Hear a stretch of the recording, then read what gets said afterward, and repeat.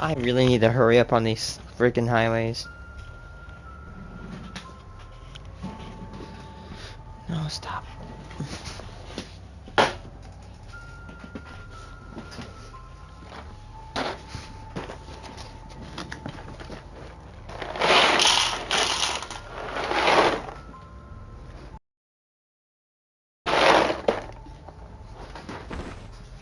Can't take this nanocarbon home. I'm leaving this behind.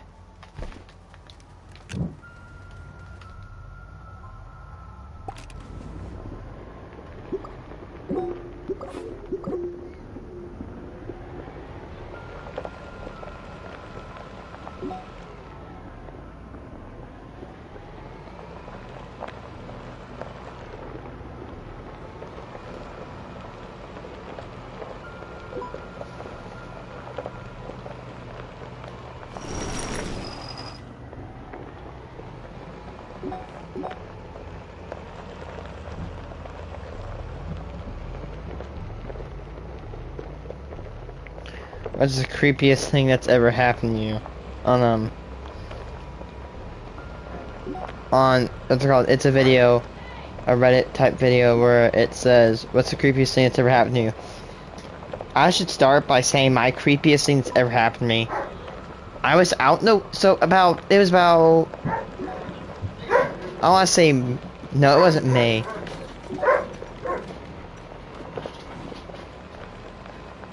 I think it was around February, actually.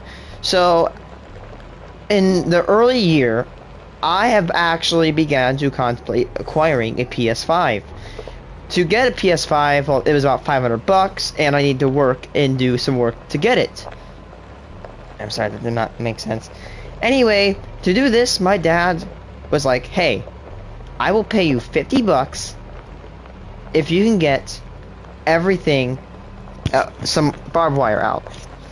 And like how my house is laid out, my property, it has this giant stretch of trees on the south, and it runs for about 300 to 500 feet.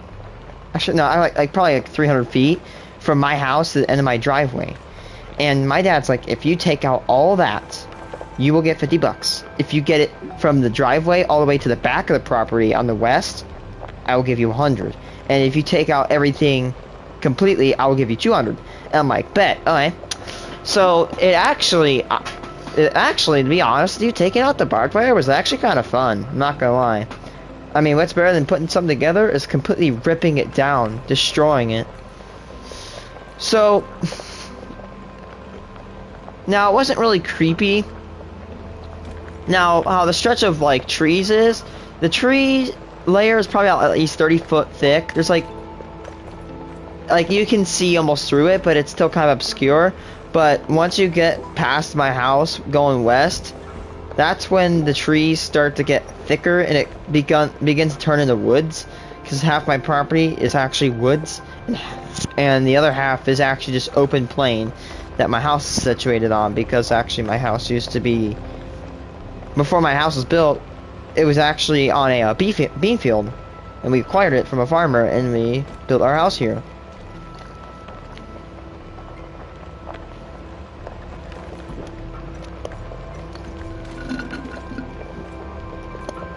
Anyway, about time, it was about southwest. So I was working on the southwest portion. So I was about 2/3 done with the southwest, or the southern thing. As I forgot to say, the stretch of trees was on the south, right? And that was a southern barrier of wire. Now, half of the southern barrier was in woods, and half of it was exposed on that tree line. And on the west was about halfway as long as the east. And what's it called? And it's, you know, the western part. The north part and east part of my property were not covered by barbed wire. So sorry if I'm drawing this story up. I'm gonna try to wrap it up here. Anyway, I'm in the southwest portion. It's 2/3 of the way down, and I've worked about a week so far, so I'm getting this wire out pretty fast, and it was obscure as hell too.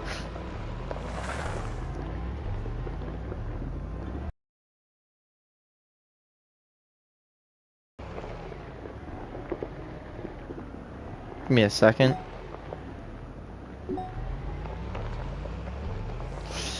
Anyway.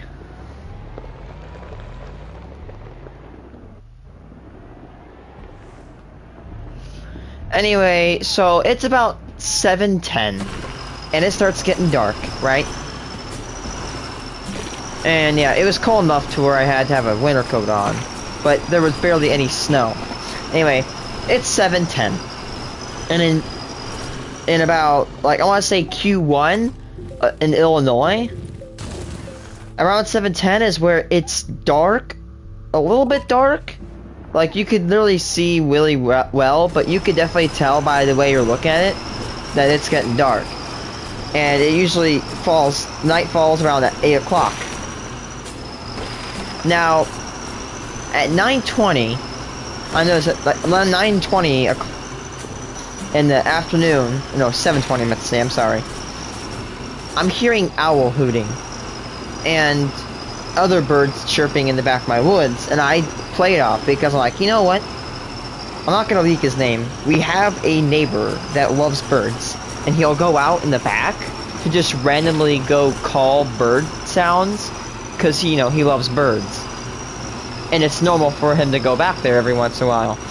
And I'm like, hey yo, it's okay. And then all of a sudden, as I really, it's been like 5 minutes or like 2 minutes, the hooting starts getting a little bit closer, which is kind of unusual because you'll never hear owls get close to you where I live. They can be a little bit close, but owls are kind of shy in my area.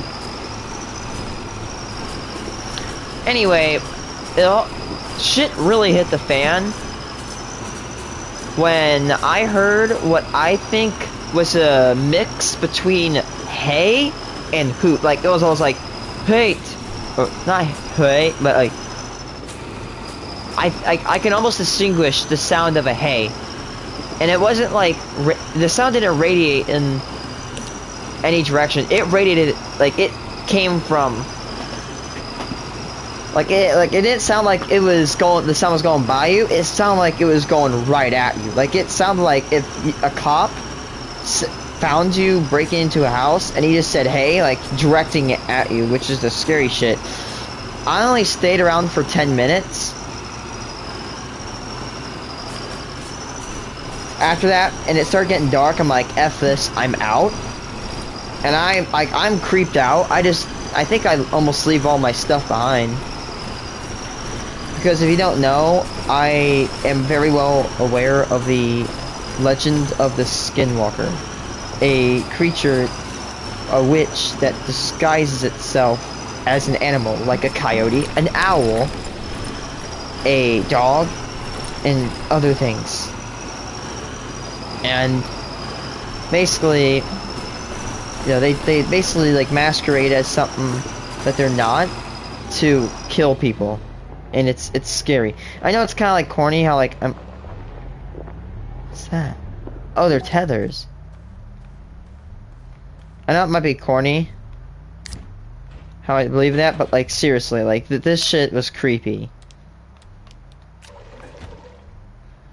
And here's the oh, it's probably your neighbor. You're going crazy. Oh, I know what I heard.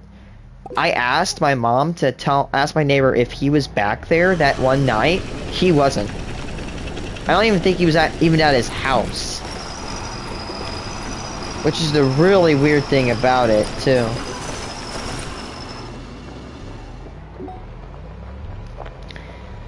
That's the creepiest thing that's ever happened to me. I'm not joking. It wasn't as creepy as other encounters, I'm gonna admit that. But thank God it didn't get bad. Because, like, every single night when I look at my woods, it's just weird, as if you're being watched. Like, I know it's kind of like cliche to say something like that, but like, it just feels as if something is lurking. Which is why I almost don't feel like comfortable camping back there if I ever had to. I've literally told my family members I will not go back there unless I'm armed with a 7.62 rifle. That's how wary I am of that, of the woods.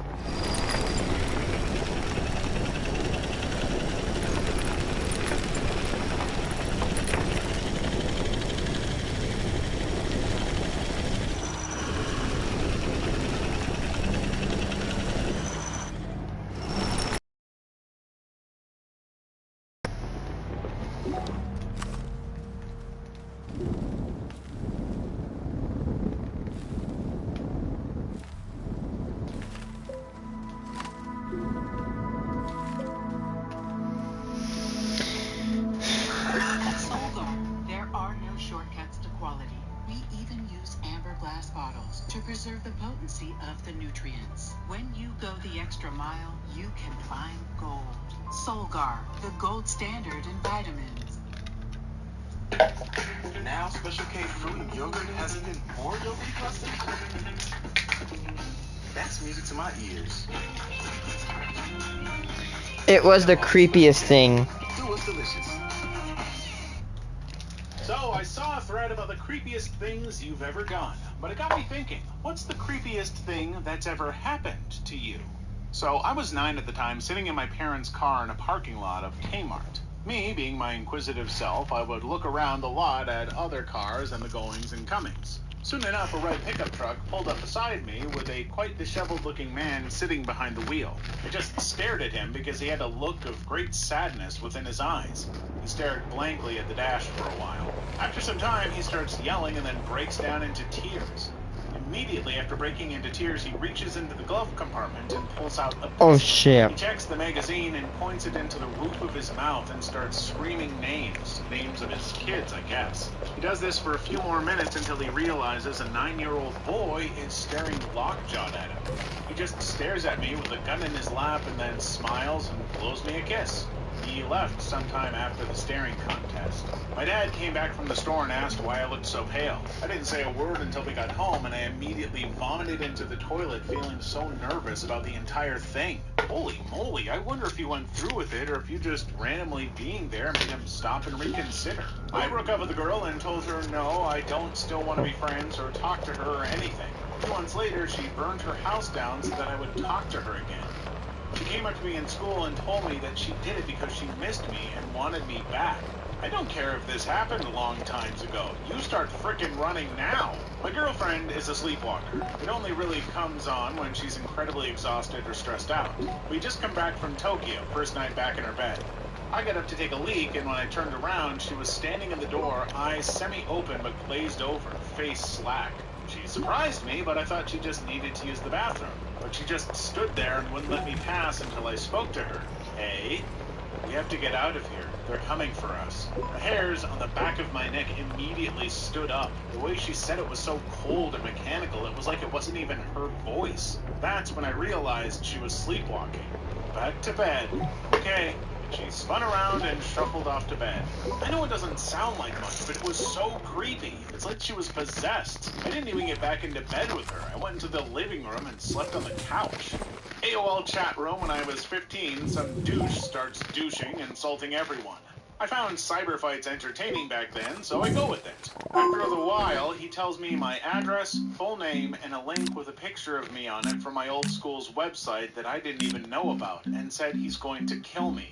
I machoed up saying, bring it, and slept with a weapon handy, and still do. He never showed up as far as I know, and I'm pretty sure I'm still alive.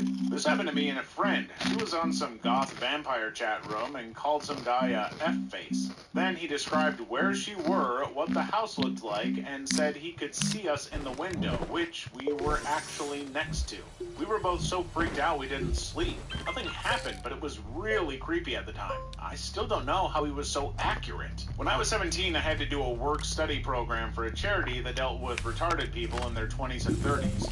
I worked with a 34-year-old retarded man named Ryan. I spent 3 weeks training him to do simple person-to-person interaction so he could be a Walmart greeter or something. I came home after a session to find police at my house as well as ambulances in the driveway.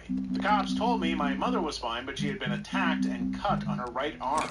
It turns out that the police were called when Ryan couldn't be contacted. It turns out he had been masturbating to pictures of me. He wanted my picture to show his mom or something. What a weird ass And dude. obsessed to the point where he walked into my house when I was gone with a knife, probably to attack and violate me. The most freaked out part of the story is that while he... That is why you lock your doors.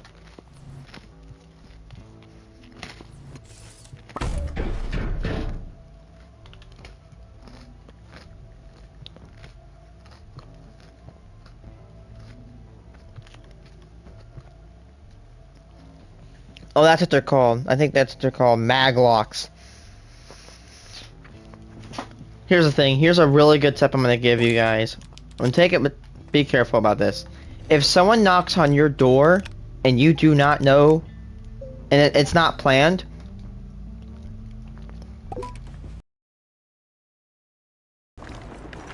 hide, and if they go away, or peep out the window. When I'm saying peep out the window, I'm saying like you need to like seclude yourself. Be careful.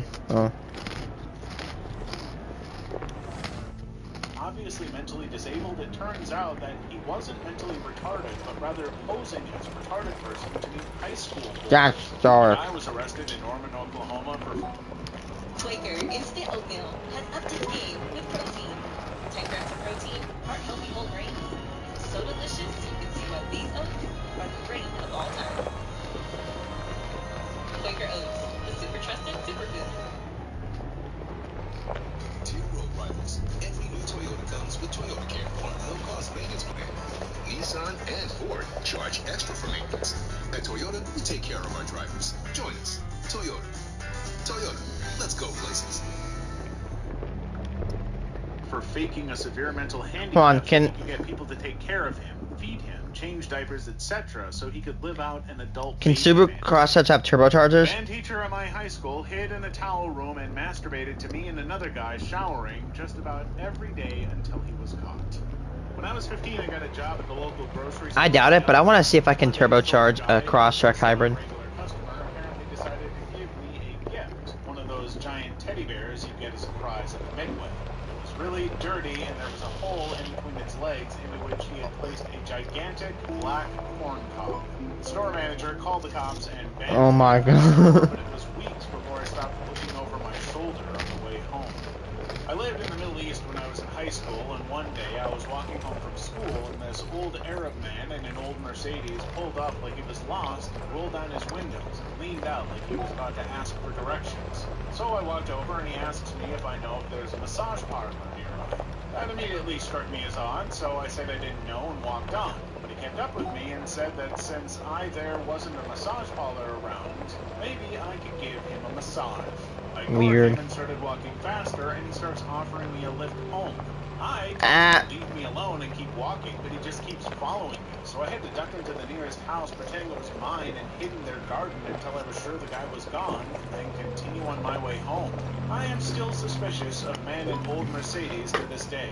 I'm a man in an old Mercedes. Don't hate. It was my 16th birthday, and my stepmom and I went to go get massages. After filling out some paperwork, they told us that there were no available females to do our massages. I'm a girl. So we both said we would be okay with guys. Oh boy. The whole massage, the masseuse kept complimenting me, and it was just generally awkward. He also asked how old I was, 16, and he said he was like 26. At the end of the massage, he asked me for my phone number. It was super creepy, but I didn't want to be rude, so I just said I didn't live in the state. A few weeks later, I get a bunch of missed calls on my phone with messages from the guy. He got my cell phone number off the release paperwork I filled out when we got to the massage place. I never returned any of his calls, but he continued to call me every so often for the next few months. While in college, I came back to my apartment one afternoon to find some girl I didn't know in my living room. This wasn't all that unusual, as my roommates often had visitors at all hours, and she said she knew at least one of them. After some casual banter, she announced she needed to go grocery shopping, and she offered to cook me dinner if I went with her and helped her out. She was kind of cute, so I decided to walk with her and see what happened. At the supermarket, she asked me what I wanted to eat, and then invited me to her place where she cooked a meal for us. After dinner, we fricked through the night into the wee hours. Taking a break from steamy times, we talked about random stuff. One of the things we talked about was a local guy our age who had apparently killed his parents and disappeared. The guy's whereabouts were at the time still unknown, and there was a massive police manhunt going on to locate him. Well, at one point, the girl said, "I don't think he did it." She sounded so sure of this that I asked her why she thought that, when all the news stories strongly suggested his guilt. To my shock, she said, "Because he is/was my boyfriend." I realized then that I was in the bed of the girlfriend of a murderer at large. I didn't sleep the rest of the night for fear that a killer was going to jump out of a closet and hack me to bits. The next morning, I politely excused myself and racked my brain the entire way back to my place about how and if I should distance myself from this person. On one hand, she was attractive, cooked a nice meal, and seemed to want to frick me, a big plus. On the other hand, she might have a jealous boyfriend who liked to kill people. The if part was answered when I got to my apartment to find my roommate's Ben.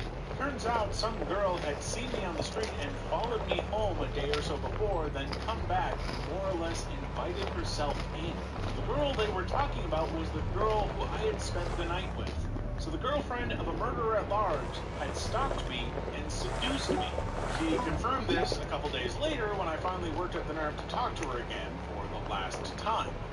The axe was found some weeks later. He had indeed killed his family and a couple more people along the way before he was captured. Movie worthy. When I was about 9, I was outside in front of my apartments with my brothers, 3 and 6. We were sitting on a blanket having a pretend picnic. We see this guy in a baby blue van drive by. First we think nothing of it, but then he proceeds to drive by 3 or 4 more times. We notice he stops the van and he is staring at us. He waves us over to the van. I got freaked out and grabbed my brothers and went into the house and locked the door and told my mom what happened. Later on that night when we were watching the news, the guy we saw earlier was on the news for kidnapping a kid in our neighborhood. I'm a female who worked at GNC a couple years back, and I had one kind of creepy encounter while I worked there. This 45 to 50-ish-year-old walks in, and I give the usual, "How can I help you?" yada yada. Well, the guy ends up giving me his entire life story on how he lost his wife and kids because of alcohol, and how he's turning over a new leaf in life. Also, I was pretty sure he was high/drunk during this one-sided conversation. And it took forever for him to leave. About 2 hours after he leaves, the store phone rings, and my manager picks it up. Then he hands the phone to me. The same weirdo had memorized my name from my name tag and looked up the store phone number just to ask for me by name, tell me I was cute, and asked me to... MDX, a new era of premium performance. Visit your New England Acura dealer for attractive offers on the MDX.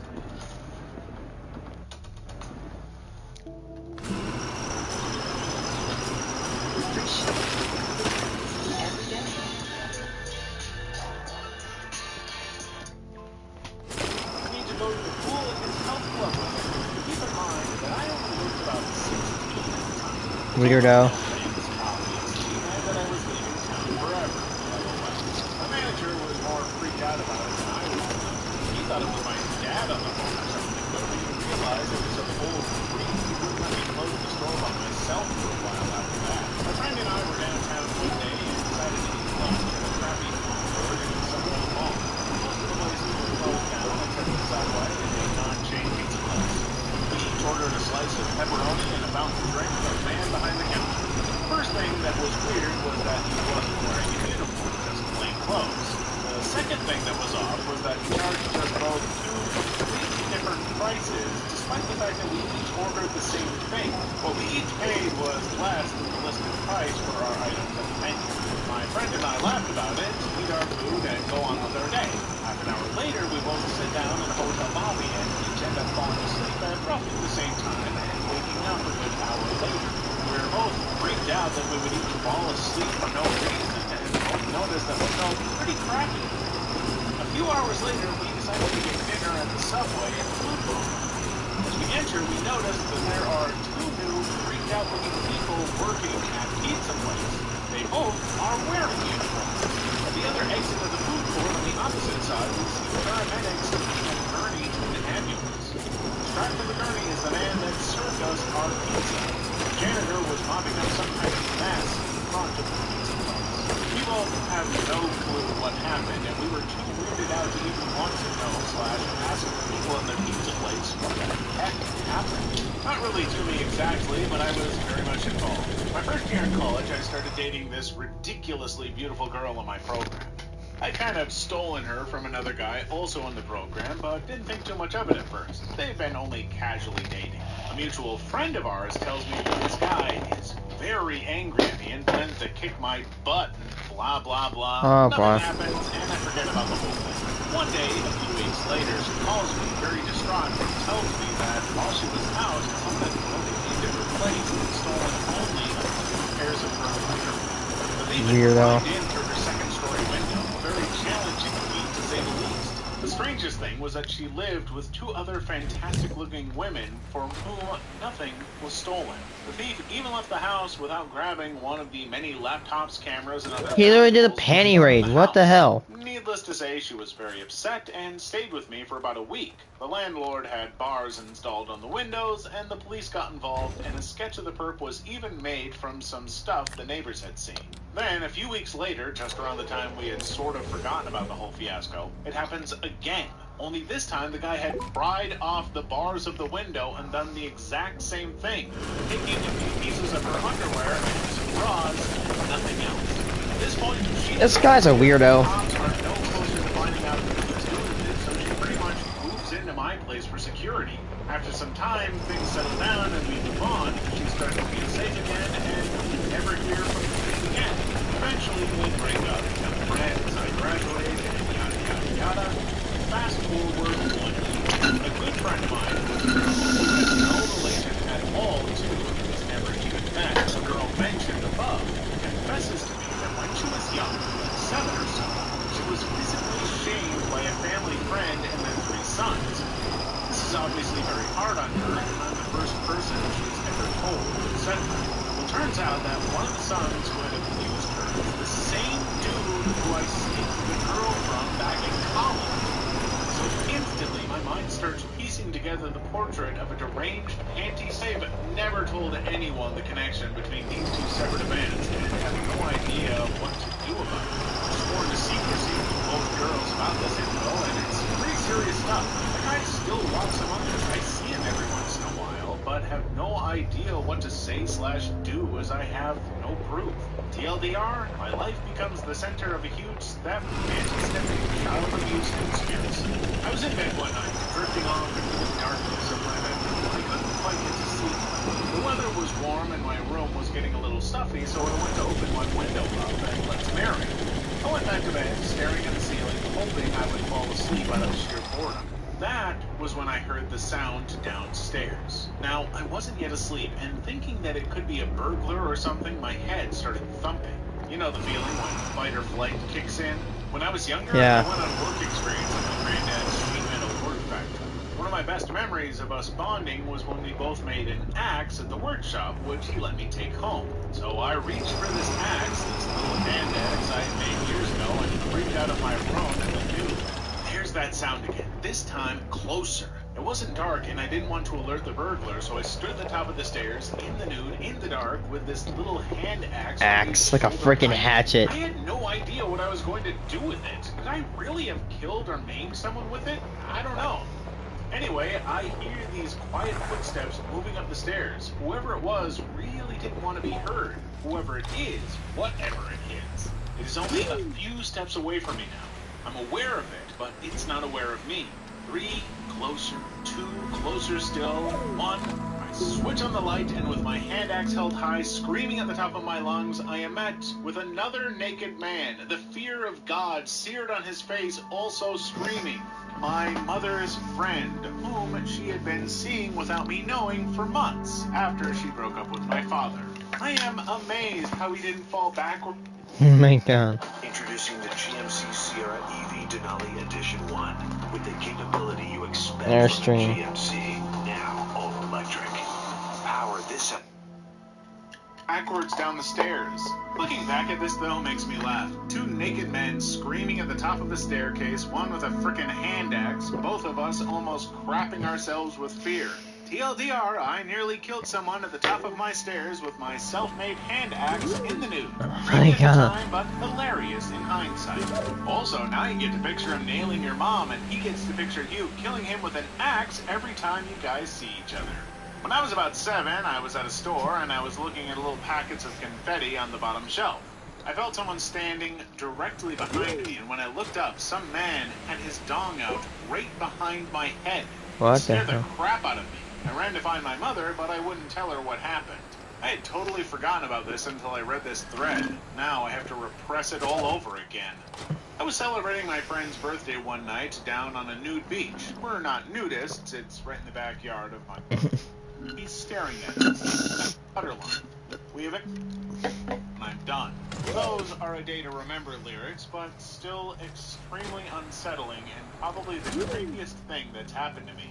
I'm pretty sure I'd report that. I was living in San Diego in a large apartment complex. I said hi to a random guy out walking his dog while walking to the shared laundry. The next morning, I found a note under my windshield wiper from the guy offering a discreet BJ at his apartment number. Oh. The creepy part was he knew which vehicle was mine. I moved shortly after for unrelated reasons. I've had a few creepy things happen, but this one sticks out for some reason. I broke into an abandoned trailer in the woods when I was a kid with a couple friends. We never saw any cars in the driveway or signs of people living there. There were warning signs everywhere and a bunch of papers on the door saying it was protected and the consequences of being caught breaking in, etc., etc. After breaking through the boarded up windows, we found a bunch of guns, stuffed animals, and pictures with only the same little kid in them. That trailer is still there. I was in my room with the window open one night when I was about 10, playing video games, when all of a sudden I hear the creepiest laugh ever directly outside of my window, which overlooks our porch. It sounded like whoever it is right to the side of my window as I see nobody there, but I am still freaked out enough that I go downstairs where my family is watching television.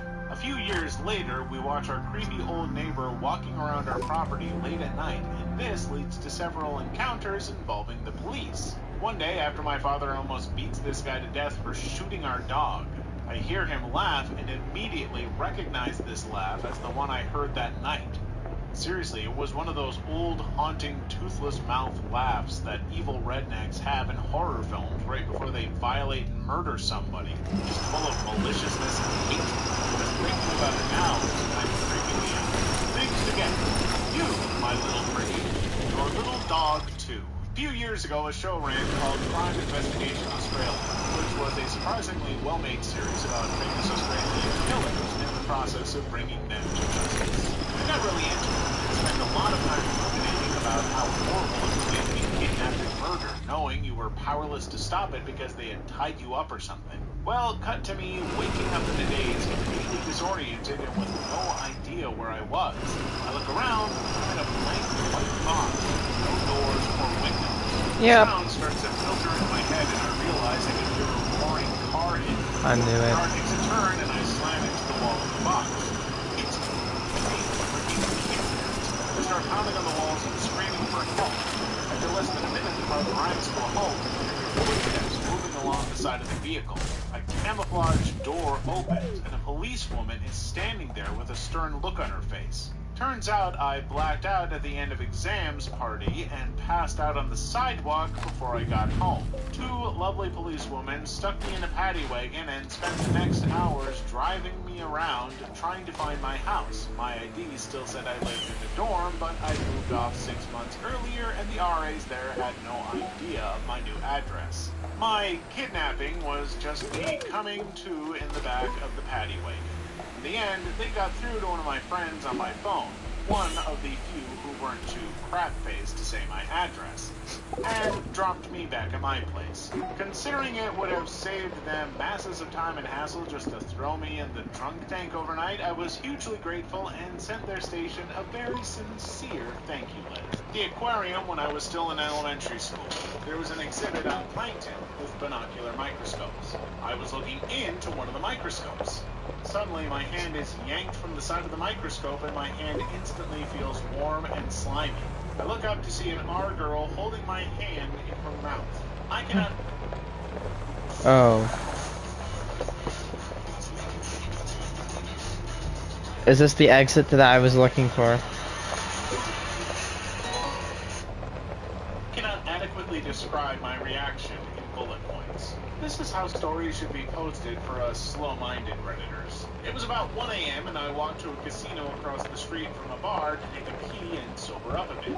I was taking the escalator upstairs when this old guy, 60 plus, walks up to me and tells me about this room he's got upstairs and how I'm invited to come up with him. I declined, and at the top of the escalator, I make a beeline to the bathroom and into a stall. I come out of the stall, and he's standing there at a urinal looking at me, kind of facing me with his dong in his hand.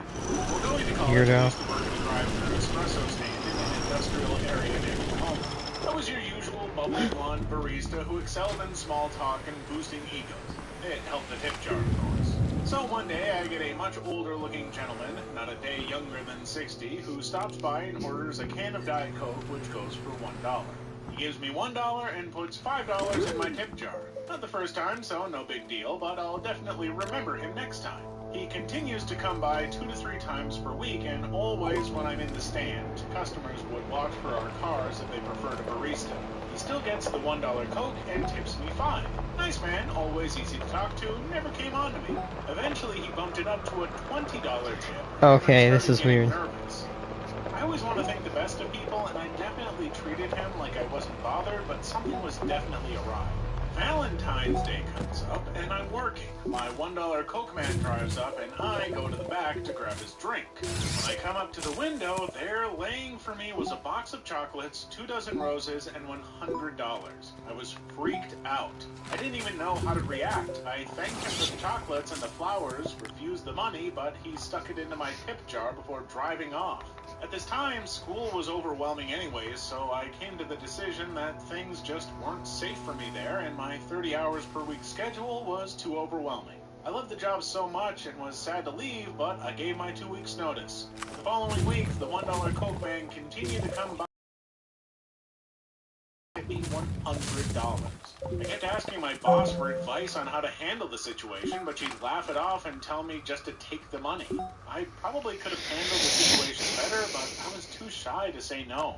On my very last day, mind you, I never told anyone I was leaving for my own safety. The $1 Coke man came by, ordered his Coke, tipped me $100, and before he left, he asked me what I was doing that weekend and if I'd like to go out with him.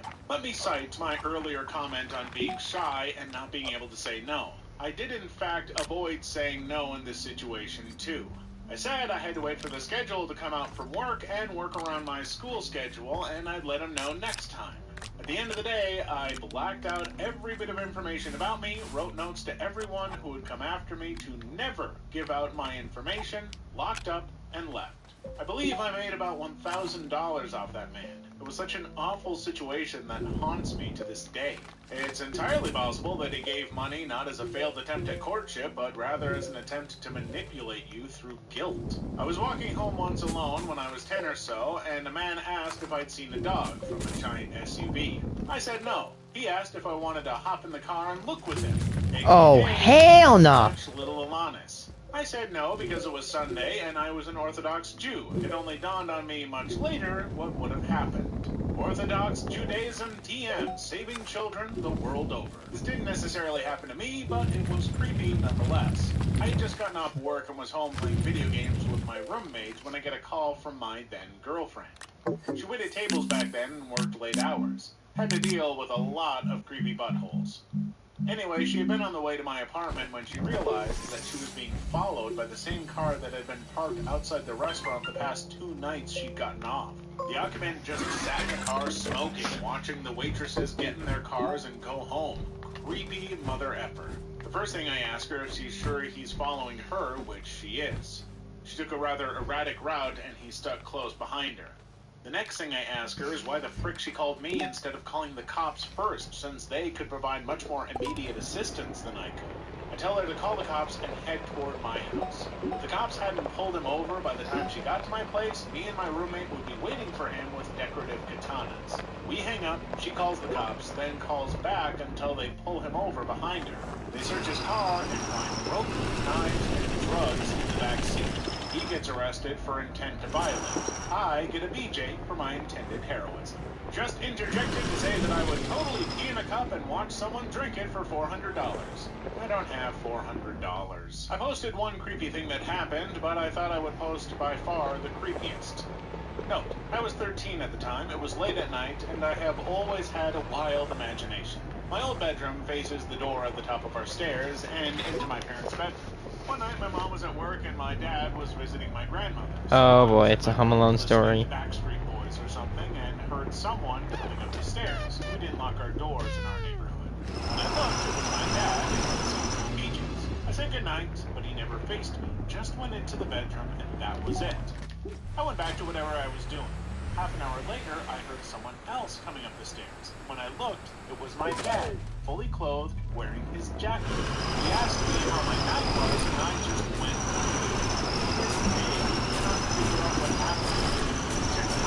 What?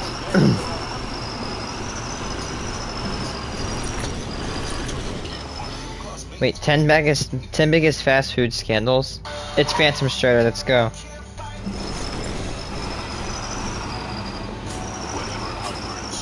I hate heartburn. Fast food companies practically invented corporate scandals.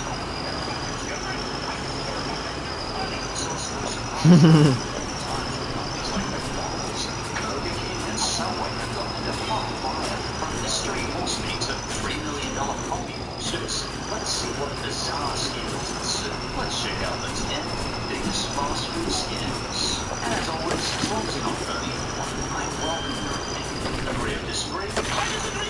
Put all your opinion in the comments. Anyway, let's begin.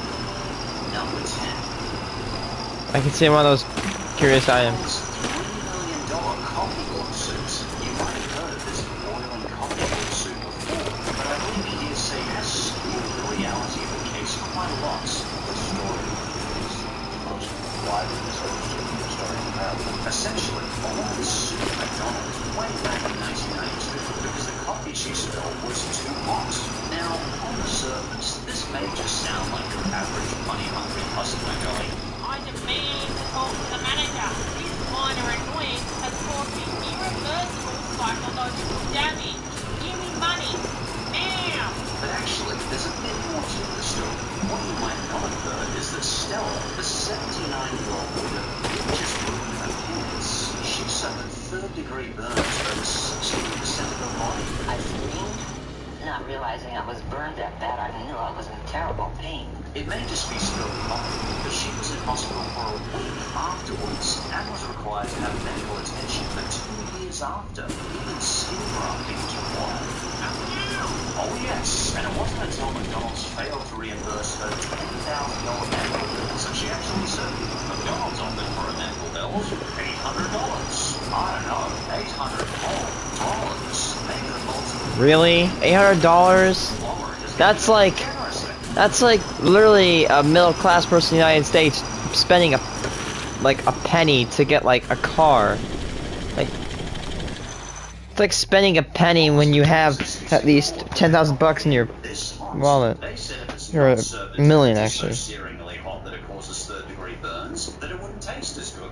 It was an industrial standard based on the maximum extraction of the flavor and the maximum holding temperature. I mean, it's not like anyone's ever actually, I don't know, spilled takeaway coffee. No, that never happens. In fact, it was reported that 700 other people had already complained to McDonald's about injuries from coffee served around 85 degrees Celsius. I was not in it for the money. I was in it because I wanted them to bring the temperature down so that other people would not go through the same thing I did. As a result of all these facts, Stella's family won the case, and she knew the injuries that coffee had caused. But McDonald's coffee around the world was lowered the temperature by 10 degrees Celsius. So it's still very hot, but by slowly 75 degrees Celsius, or 167 Fahrenheit. I don't think what people would still enjoy their mediocre McDonald's coffee when a better coffee place is nearby. And coming in at number 9. Burger King contains horse meat. I don't think this sounds like conspiracy protocol. Yet, back in 2013, investigators did find some meat suppliers using horse meat recipe. Okay. Being a person that has horses, this is just so messed up to me.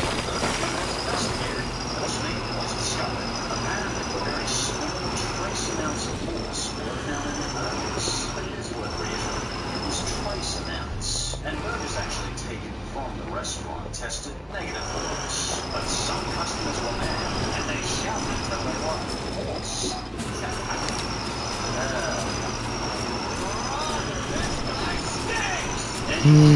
Reputation damage was done with these weapons. You can say Burger King had a lot of naysayers. It's worth everything. Sorry, I'll stop.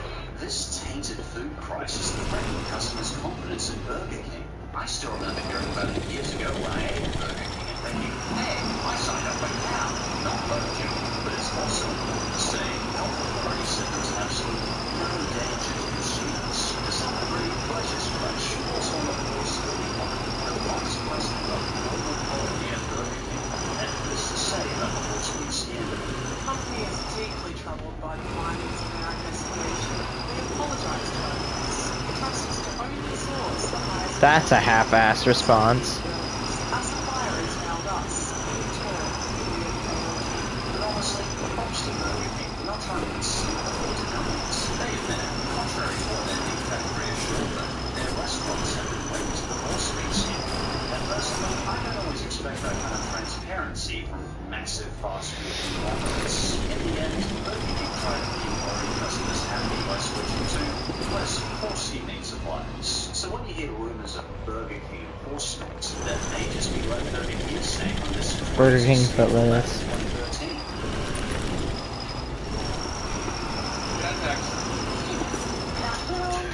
Or not. Burger King foot lettuce.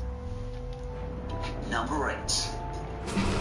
The Krispy Kreme Club is born, and club is spelled K. Oh my. Either Krispy Kreme has a creepy white supremacist club, or someone in the naming department needed to be fired. But not pointing the fingers. They could have been done better. That's a name that catastrophically backfired. Catastrophically with a K. You see, back in 2015, the K Krispy Kreme store hoped to bring in new customers with a new club. A donut decorating club they call the Krispy Kreme Club with a K. So to make sure customers knew about their fancy new club, they advertised it on Facebook. Krispy Kreme brings you KKK Wednesday.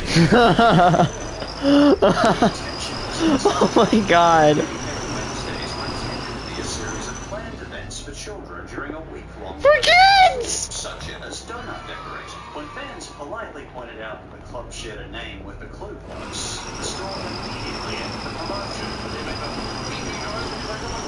But, how did no one in advertising notice that? When the Guardian directly asked Krispy Kreme about the promotion, a spokeswoman for Krispy Kreme said, Krispy Kreme apologises unreservedly for the inappropriate name of a customer promotion at one of our stores. Sorry.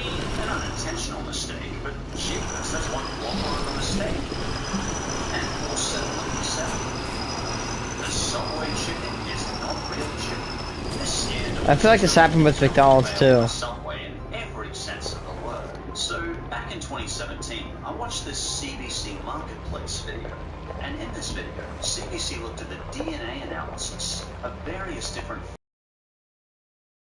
ranging from McDonald's, Subway, Wendy's, and Tim Hortons, my dad's favorite restaurant. They also did a blind taste test on all these chickens to see which chickens customers preferred the taste of.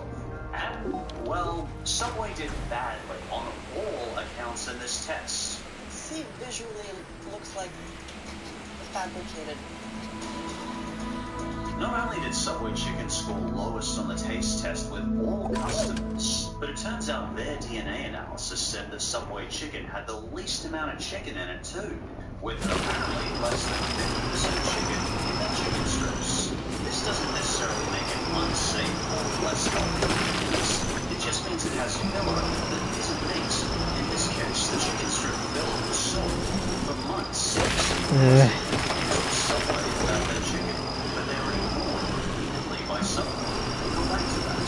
So CBC ended the and oh boy was Subway furious. The chief Subway then issued an ignored Canada's news department for months on end. They could have very quickly cleared this whole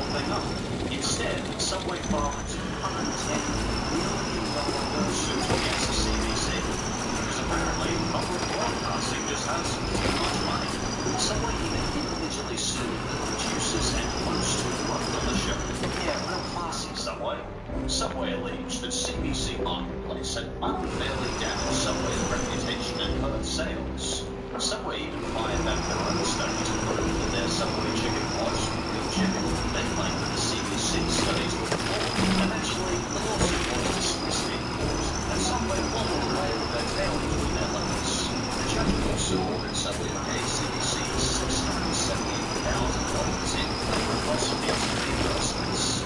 Again, Subway, I remind you, you could have just not ignored CDC and just answered their questions. You could have potentially cleared this whole thing up early.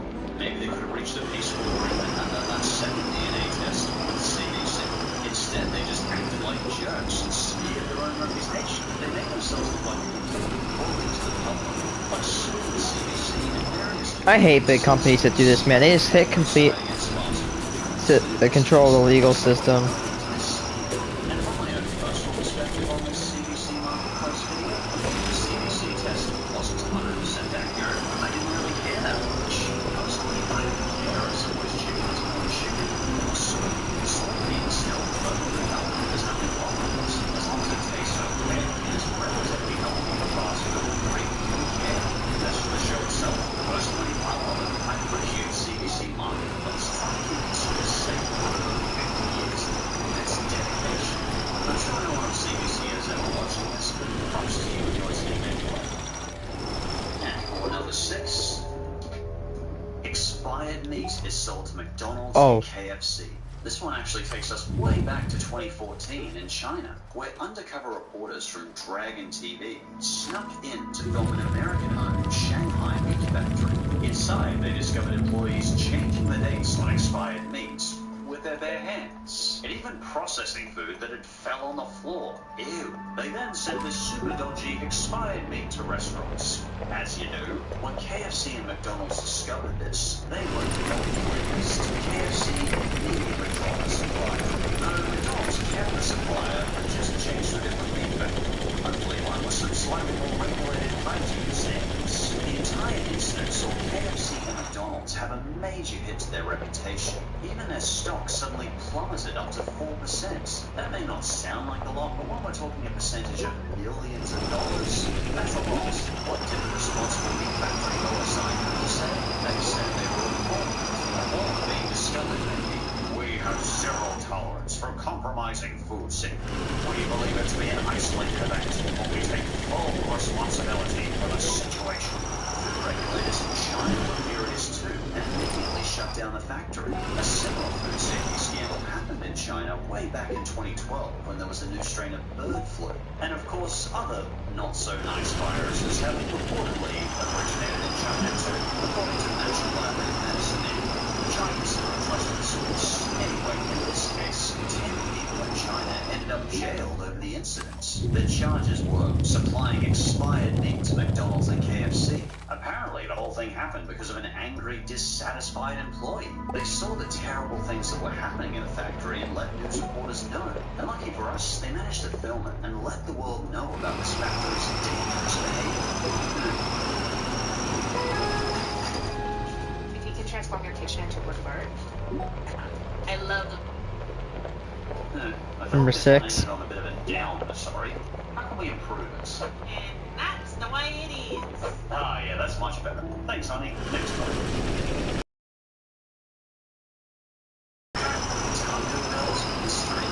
Mystery meat. Mystery meat. Back in 2011, Taco Bell had a lawsuit filed against it.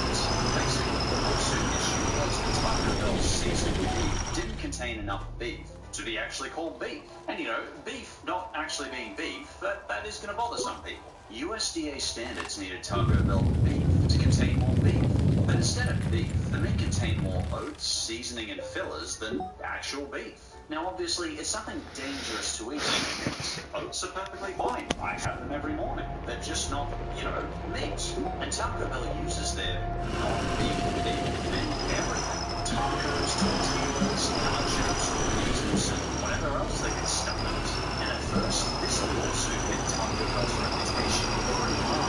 Like, people had real beef with this man. Controversy on Taco Bell's beef was everywhere. For a while, it wasn't that weird to have someone at Taco Bell tell you, "Hey man, did you know Taco Taco Bell meat is practically vegan because it has so little meat. Man, I'm just so smart. So Taco Bell hit back with their $4 million real beef campaign, refuting the allegations. Like this ad here, where the ad brings on employees to speak about the company. It's a bit scripted, but I get they're trying to... Simple, just pay the employees to say, hey, I'm gonna pay you like $3,000. It's me. I believe in the quality of our seasoned beef. Our seasoned beef is 80% premium ground beef. They even straight up listed all the ingredients in their beef on their website. And I do mean all of them. Though this resulted in controversy as well, as Taco Bell tried to use layman's terms to explain the long list of other ingredients in the beef, like maltodextrin, sodium phosphates, and cellulose. Chemicals like these are actually found in all types of everyday foods to help give them their taste and smell. For example, if you gave a banana an ingredients list, it would have some ultimately harmless but scary-looking ingredients. If you do have a friend who's obsessing a little too much about those artificial chemicals in food, maybe remind them that all food has chemicals in it. Hell, you and I are an amazing collection of chemical reactions. Chemicals aren't that bad. Natural ingredients aren't necessarily healthier or any different from ingredients made in a lab. Cyanide is a natural chemical. That doesn't make it good. But my rant aside, props to Taco Bell for trying to be transparent and explain their ingredients. But unfortunately, despite their best efforts, Taco Bell's mystery meat reputation has never fully recovered. Number 4. I lost my feel for these. McMillions. Here's a bizarre scandal. One ex-cop steals $24 million from McDonald's over 12 years. What? This guy was chased down relentlessly by the FBI as he got together a network of mobsters, psychics, strip club owners, and drug traffickers to do what? He stole McDonald's monopoly stickers. Okay, so you've probably seen the McDonald's Monopoly promotions before. Chances are, in some country in the world, one's going on right now. There's still time to play the Monopoly game at Macca's, but time's running out to play the Monopoly game at Macca's today. They've been known for many names, such as Monopoly Pick Your Prize, Millionaire Game, Golden Chances. The games have had a lot of names. They've been actually running this Monopoly promotion since 1987. So a long freaking time. Basically, you peel off these tokens from drink cups and fries packets to see if you won a prize. By completing groups of properties like Baltic and Mediterranean avenues, players could win prizes like cash or maybe even a game console.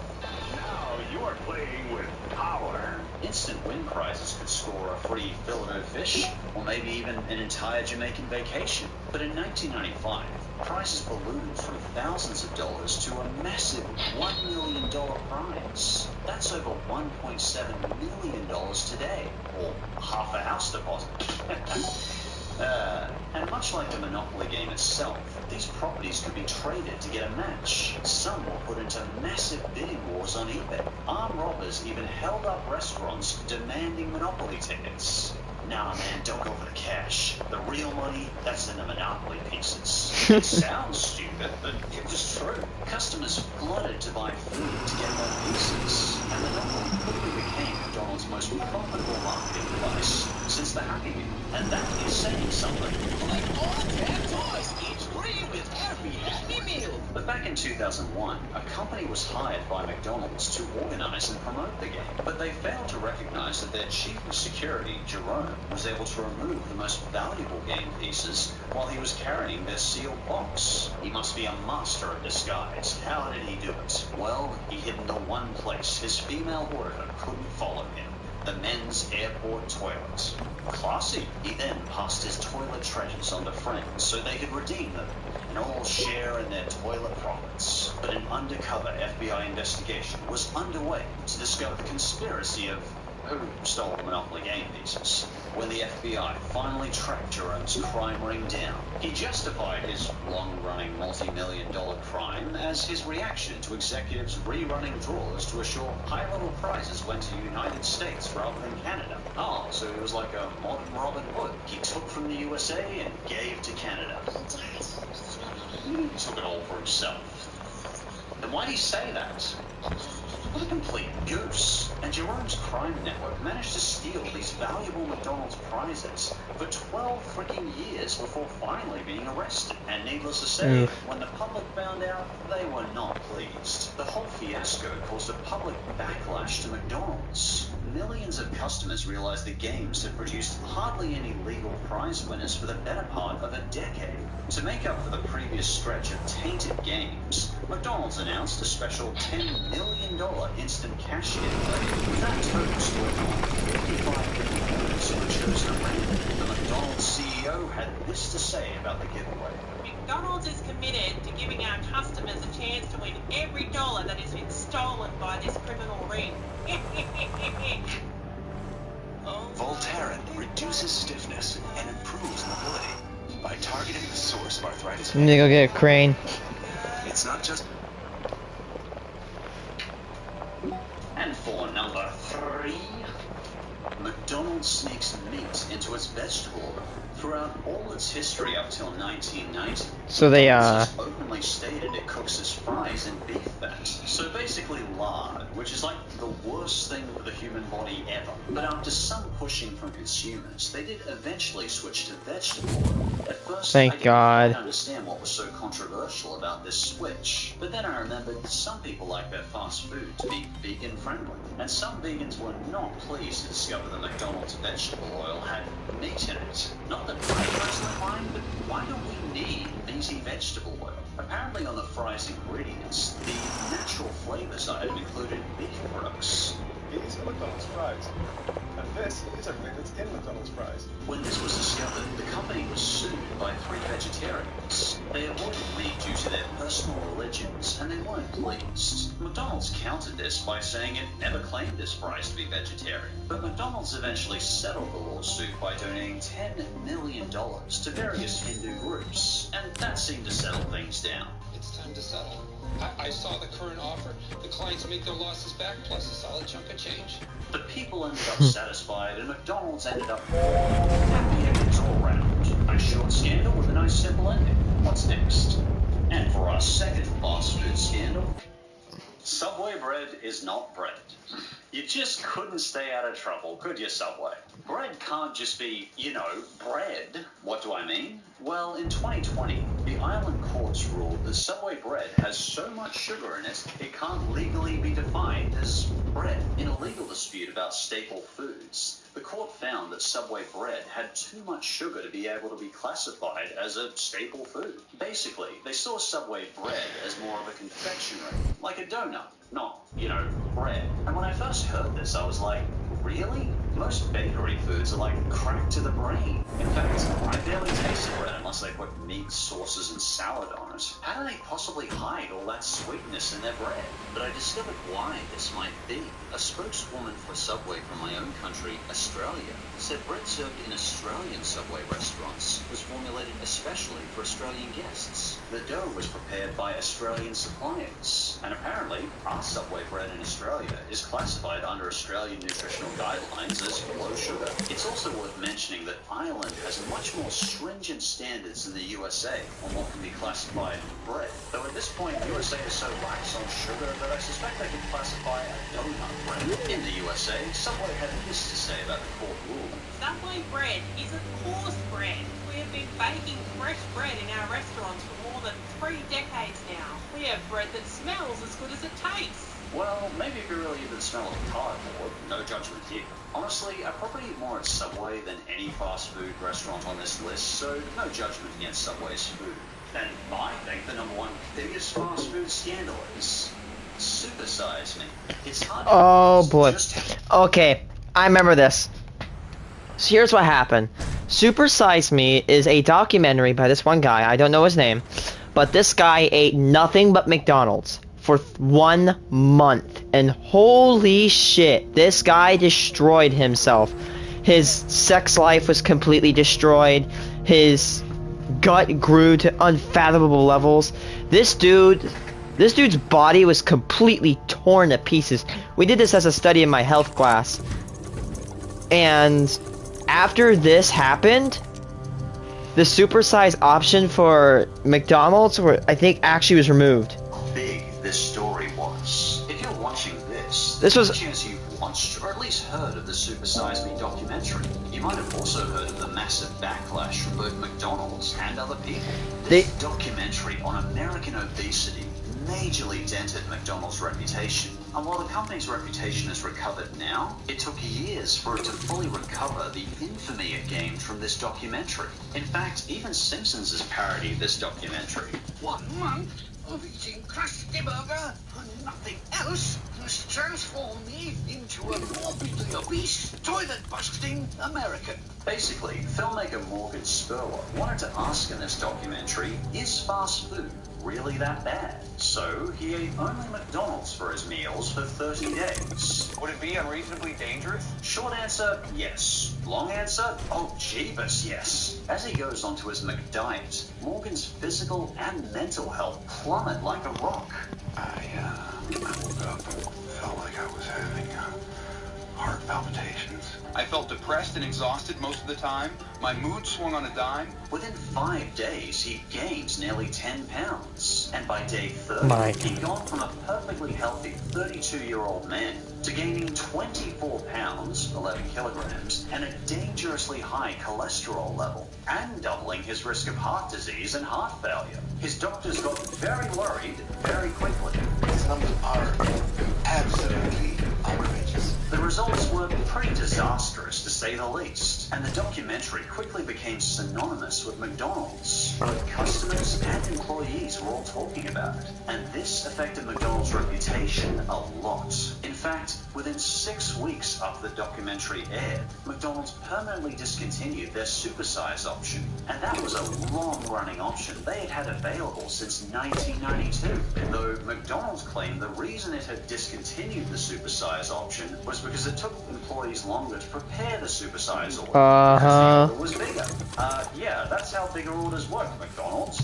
Bigger orders take longer to prepare. Seriously, Mickey D's, no one will care if you just admit that this documentary put your reputation through the toilet. There were many critics of the documentary, also McDonald's obviously included. McDonald's UK responded by saying that Morgan intentionally ate too many calories and didn't exercise enough. But he did exercise the average 5,000 steps a day, your average American walks. McDonald's also made a website where they criticized the film. They advertised, see what we agree with, see what we disagree with.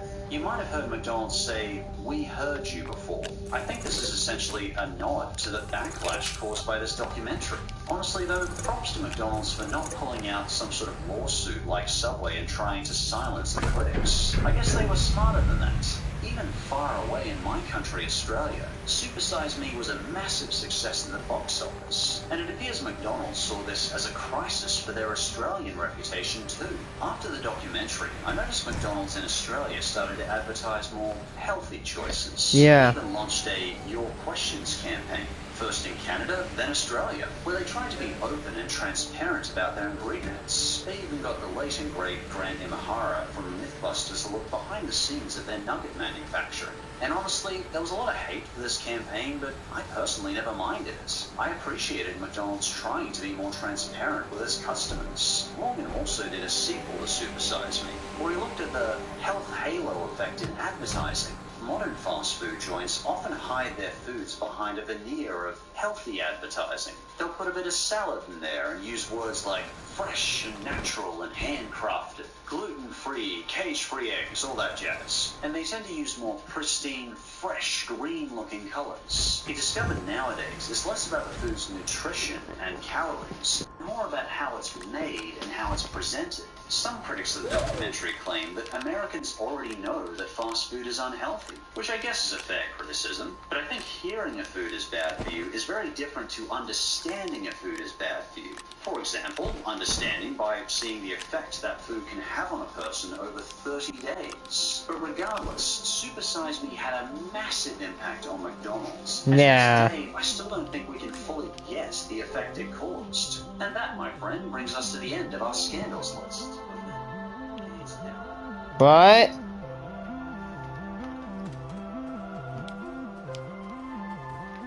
I remember watching that documentary. The dude's life is completely flipped when he ate that much stuff.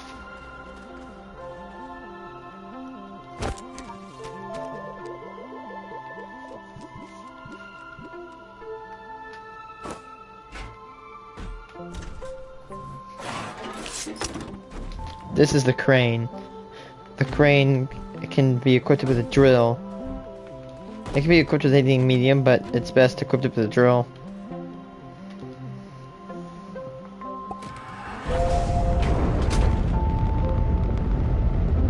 Worst ice cream failures. Oh yes.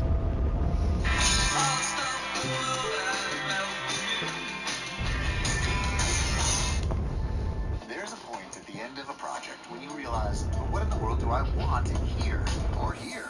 On HomeDepot.com, DIY also means decorating yourself. Get your home made with furniture, decor, and free delivery from HomeDepot.com. Howdy! Welcome to the Ice Cream Flavor Graveyard. Ice cream flavors can come and go as trends change. So surprising. I'm just vanilla all the way. Some of these ice creams were discontinued because they just tasted bad, had a terrible title, or maybe they had nuts in them. For some reason, having nuts in your ice cream tends to almost doom it to fail. So let's try and investigate why these failed. Let's check out the 10 worst ice cream failures. Yes, for ice cream. Some of these ice creams were discontinued before the internet was as established, so I may have to take an educated guess on why they were discontinued.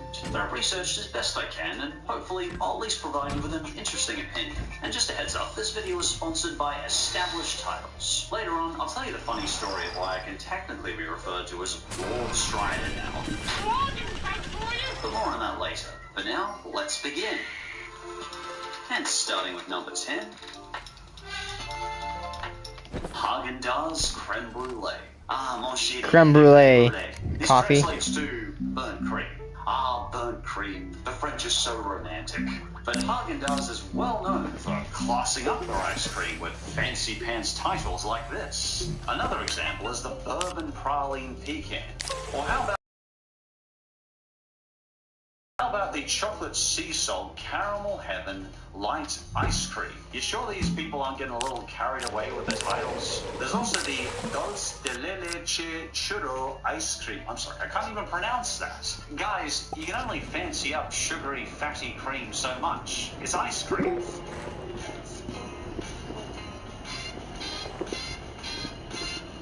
They're not so much mincing words as tossing their titles in a blender for an hour and then turning on the Google Auto French Translate.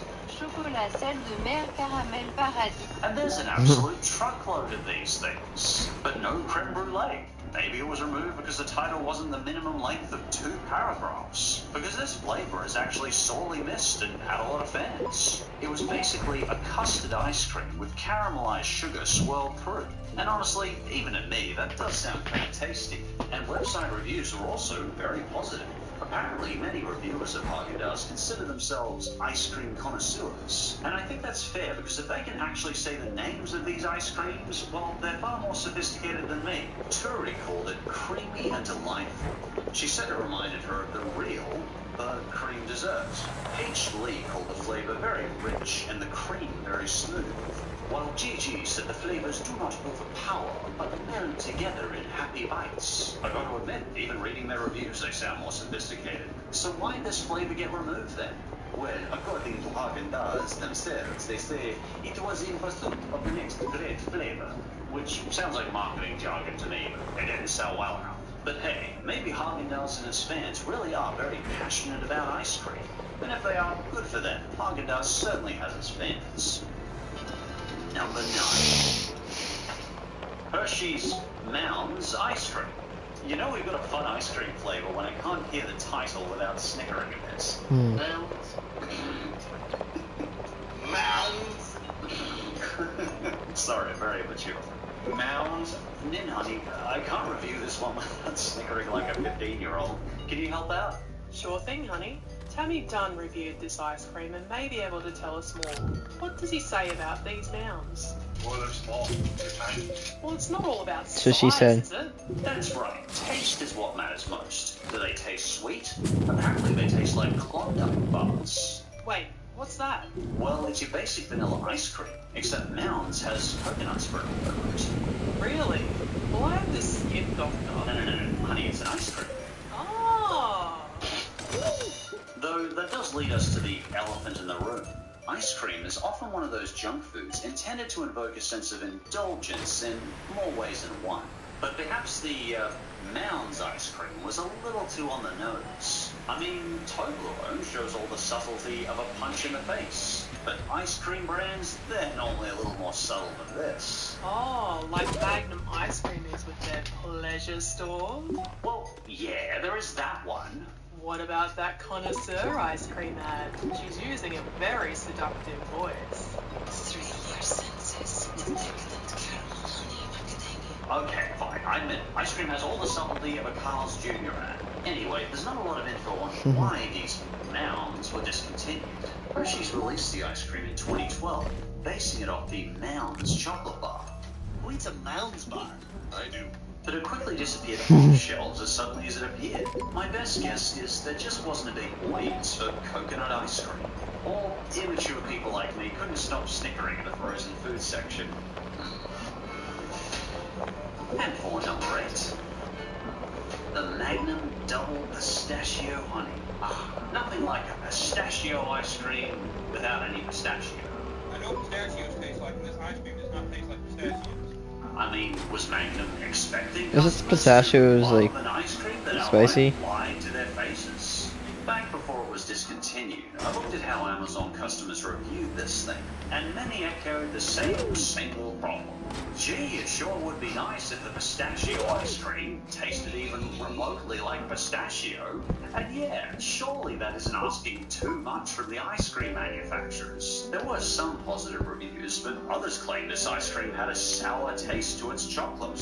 Oh, it's sour. It's so sour. Sour chocolate? Ugh. I've Ugh. never heard of sour chocolate before, but it sounds pretty horrible.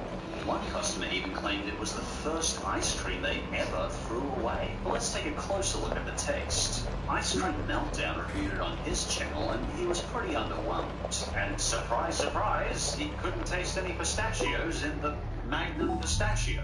I can't really tell on the pistachio flavor yet.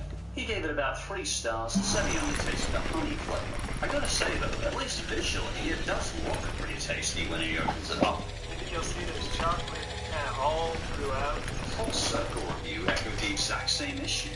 Overall, for an expensive ice cream like Magnum, both reviewers seem pretty underwhelmed by the taste. So, will a non-pistachio ice cream ever return? Well, according to Amazon at least, they don't know when or if this Magnum Honey Pistachio ice cream will ever be back. And Magnum themselves on Twitter have confirmed it was discontinued. And with these middling to bad reviews, it doesn't really surprise me that this flavor disappeared off the market entirely. But you know, this ice cream's older brother, pistachio flavor, actually got its own Change.org petition, asking, demanding on Change.org that they bring back pistachio as a permanent item. And well, it got a whole 7 supporters. So I guess it's pretty clear, Magnum and pistachio were never destined to have a lasting relationship. Maybe next time make your pistachio flavor taste like, pistachio. The all-new 2023 Mitsubishi Outlander plug-in hybrid electric vehicle. Reserve yours now. Want to improve the quality of your sleep? The Sleep Number 360 Smart Bed can help. Our smart sleepers get 28 minutes more restful sleep per night, so you can be your best self. Proven quality sleep is life-changing sleep. Visit sleepnumber.com to learn more. Yes, makes sense. Good call, staff. And before we get to number 7, thank you to Established Titles for sponsoring this video. Why am I no longer dressing like a homeless person? Well, that's because I can technically call myself Lord Strider now.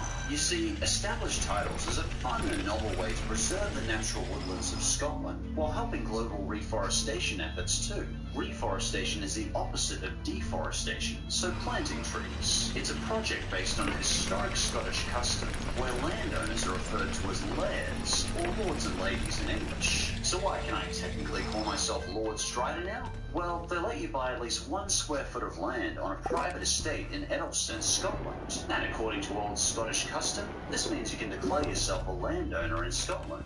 So if you want, you can title yourself a lord or lady. So now technically, I can even officially change my name to Lord Strider, or get it on my debit card or in my plane ticket. That'd be a rather fun announcement. Lord Strider, your plane is boarding. Please proceed to gate 5. Oh, Lord, we better get in first class. But what got me most excited was, for every order made, they plant a tree. And they're partnered with global charities like Trees for the Future and One Tree Planted. So you get that fun conversation starter of having the title of Lord or Lady. But best of all, it's doing some good for the environment. You get an official certificate with a crest like this. Your certificate also contains a unique plot number, like this one here. This lets you see the exact location of your land.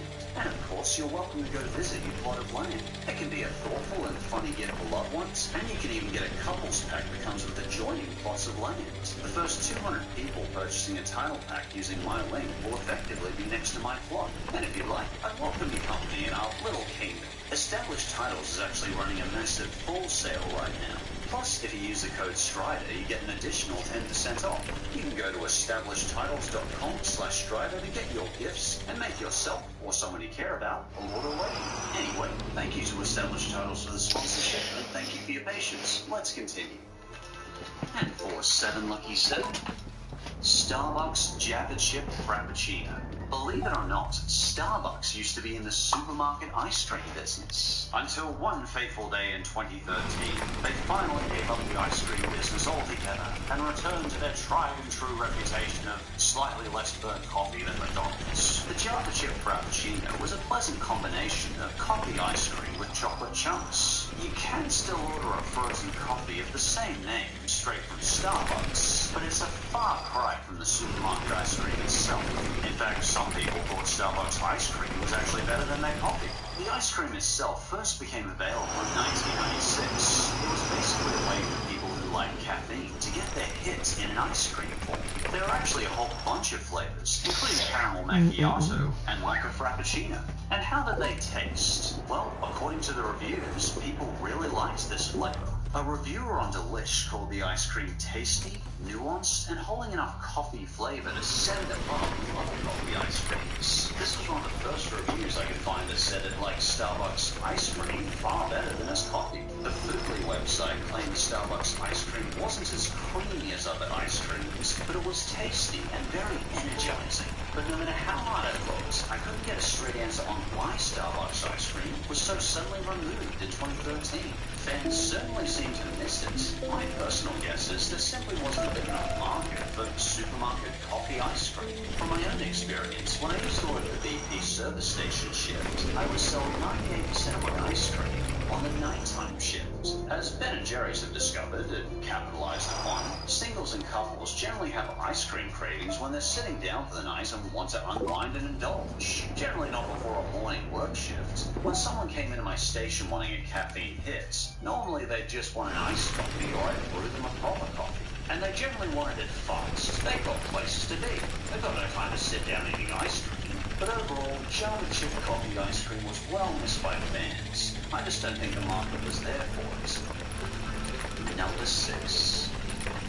Ben & Jerry's Wavy Gravy. This may surprise you, but Ben & Jerry's actually has its roots in the hippie movement, way back when Ben & Jerry's was founded in 1978. So they named one of their ice cream flavors after the famous entertainer from Woodstock, Wavy Gravy, aka a positively ill, classic hippie flower geezer icon, but also a very charitable man.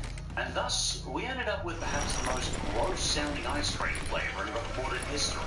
Despite the name, the ice cream, thankfully, did not contain gravy. According to Ben & Jerry's, it contained caramel, cashew, almonds, and chocolate hazelnut fudge swirl. The ice cream attempted to launch in 1993, but it failed. It was briefly resurrected in 2005, but then discontinued again. The 2005 relaunch was mainly due to a very small but very dedicated cult following this Wavy Gravy ice cream has. Apparently some people really liked this ice cream despite its terrible name. Just gravy and ice cream. Ugh. Oh, I'm gonna throw up. The co-founder, Ben of Ben & Jerry's, was really impressed by all the charity work the man Wavy Gravy had done in entertainment, including the Sever Foundation, which has restored sight to over 5 million people. He wanted to honor the man who was actually living his life according to the peace and love slogan of the hippie movement. He wasn't just saying peace and love, he was living it. And that is indeed very respectable. I just don't think that any ice cream with the word gravy in it makes for an appealing flavor. So how does wavy gravy actually taste? Well, since it was originally made in 1993 and the internet simply didn't exist yet, it was pretty hard to figure out what people actually thought. The website Mashed described the taste as nutty and zany, while the website Insider described it as being a strong taste of caramel and nuts. So basically, wavy gravy was a nut lover's dream. But when Ben & Jerry's, a Twitter with over 500,000 followers, brought the flavor back up in 2018, interest was almost non-existent. It only got 83 likes, and almost every comment was pestering them to bring back a different flavor. So it looks like the most unappealing ice cream name in history may stay dead this time. But respects to the man it was named after, for all his hard work in charities and fundraisers. That is worth way more than any silly ice cream flavor will ever be worth. Number 5. Ben & Jerry's Black and Tan. Oh my, that's a bold title. Black and Tan. Ben & Jerry's made this ice cream to pay homage Oh to the boy. popular beer in the UK. The beer BuzzFeed. itself is basically an ale mixture in a pint Crap glass. feed. Personally, I don't drink, so I haven't tried the beer, and I don't think I ever will. So why was this ice cream removed? Well, unfortunately, Ben & Jerry's didn't realize the drink's name came from the paramilitary police force recruited during the Irish War of Independence. And that was a group renowned for its brutality. This black and tan flavor was basically evoking some memories of the worst days of British military oppression. Understandably, some Irish ice cream fans reminded Ben & Jerry's of this unsavory connection. Ben & Jerry's realized the massive mistake they made, apologized, and immediately halted production of the ice cream, which I think was a very good taste of them. In fact, Ben & Jerry's so quickly removed black tan ice cream from the market, I can't find any trace of a taste tester ever trying it in 2006. Ben & Jerry's stated this flavor was for beer enthusiasts. So like mixture, without the alcohol obviously, because it's freaking ice cream. Probably the most similar flavor I could find was Urban Bourbon. Good Mythical Morning tried it out, and apparently it's a whiskey-flavored ice cream, which honestly sounds pretty gross to me. And the boys weren't too impressed either, giving it one of their absolute lowest scores of 24. And even if it weren't offensive, I can't imagine customers were breaking down the door for beer-flavored ice cream anyway. Like, who would want to evoke the taste of beer in their ice cream? It's beer. Do you think it so, already tastes like what? Not a huge fan of whiskey flavor in my ice cream. So.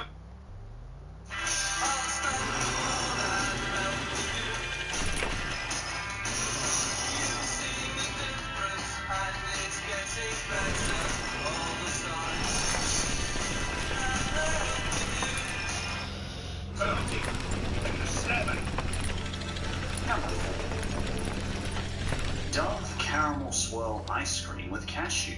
What is it with these nut-based ice creams being inherently doomed for failure? Take note, ice cream makers. Apparently, if you want your ice cream to fail, just add nuts. But unlike the Magnum Pistachio, people seem to actually like the Dove Cashew version. This little treat was made with vanilla ice cream, swirled with caramel and dipped in Dove milk chocolate. Reviewers like Katrina thought, the combination of caramel, cashew, and chocolate combined well with the outer shell's taste. Sarah called it ridiculously smooth and creamy, which is actually pretty high praise. But she also said it wasn't phenomenal and pretty expensive without a coupon. And for many, cost is certainly an important factor nowadays. She said it was like a fancy toffee version of a Crunch Bar. Overall, it actually sounds like Dove knocked this one right out of the park. So why could this ice cream have failed? Well, here's my theory. I looked at multiple reports on the 11 most popular or high-ranked ice cream brands and noticed that Dove didn't make a single list. I believe Dove may struggle to keep a foothold outside of the chocolate industry, simply because there's too much competition already in the ice cream industry. There's already too many just dominate the industry already. I think there's just limited wiggle room outside the top 10 ice cream brands for competitors. So I guess Dove chocolate will just have to settle for being one of the world's most high-selling candy bars at over 145 million bars sold per year. Oh, Dove, I feel so bad for you. Yeah, they're fine. We're moving on. And for the third ice cream failure, Ben & Jerry's Fossil Fuel. Oh, Okay. Not the best name Ben & Jerry's could have come up with. I feel like you couldn't have made your ice cream name any less appealing if you just outright named it Frozen Mud. But what was this ice cream, and why is it labeled after one of mankind's most threatening environmental dangers? Well, it was a sweet ice cream with chocolate cookie pieces, fudge dinosaurs, and a fudge swirl. I guess they called it fossil fuel because it contained dinosaurs. Even though, you know, most fossil fuels are actually derived from plants.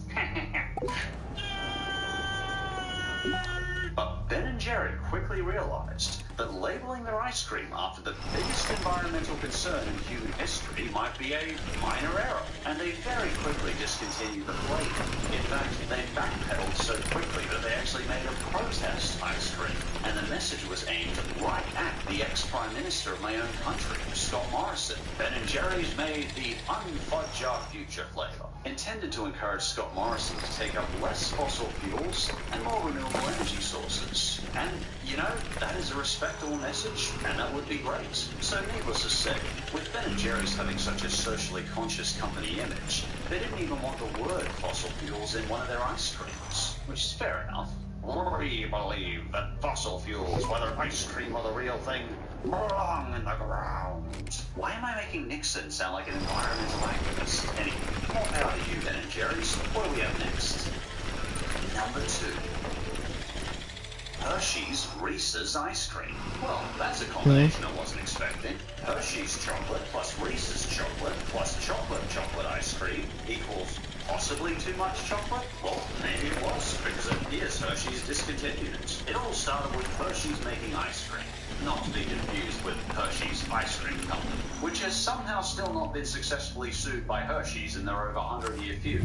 Anyway, Hershey's owns Reese's, so in 2011, they teamed up to bring together Hershey's ice cream with Reese's peanut butter cups, all into one massively fatty calorific Cthulhu. It was made available in the Philippines, but as far as I can see, it never made it to the USA or anywhere else. In fact, the last record I could find of someone reviewing it was in a Philippines review in 2011. Brian Hong reviewed it in his travel log in the Philippines. He called it a peanut butter fanatic's fantasy come true. He tasted typical Hershey's chocolate ice cream mixed with Reese's peanut butter chunks. Michelle reviewed it too, but she and her brother were actually quite disappointed. Like, it's hard to screw up chocolate ice cream, so that tasted okay, but there were barely any peanut butter cups mixed into it. Her brother Ken commented that you have to let the ice cream completely melt before you can even taste any peanut butter cups. I'll give my best guess on why I think that Hershey's Reese's ice cream was discontinued so quickly. In checking reviews, I noticed that mostly adults over 30 tended to enjoy this one.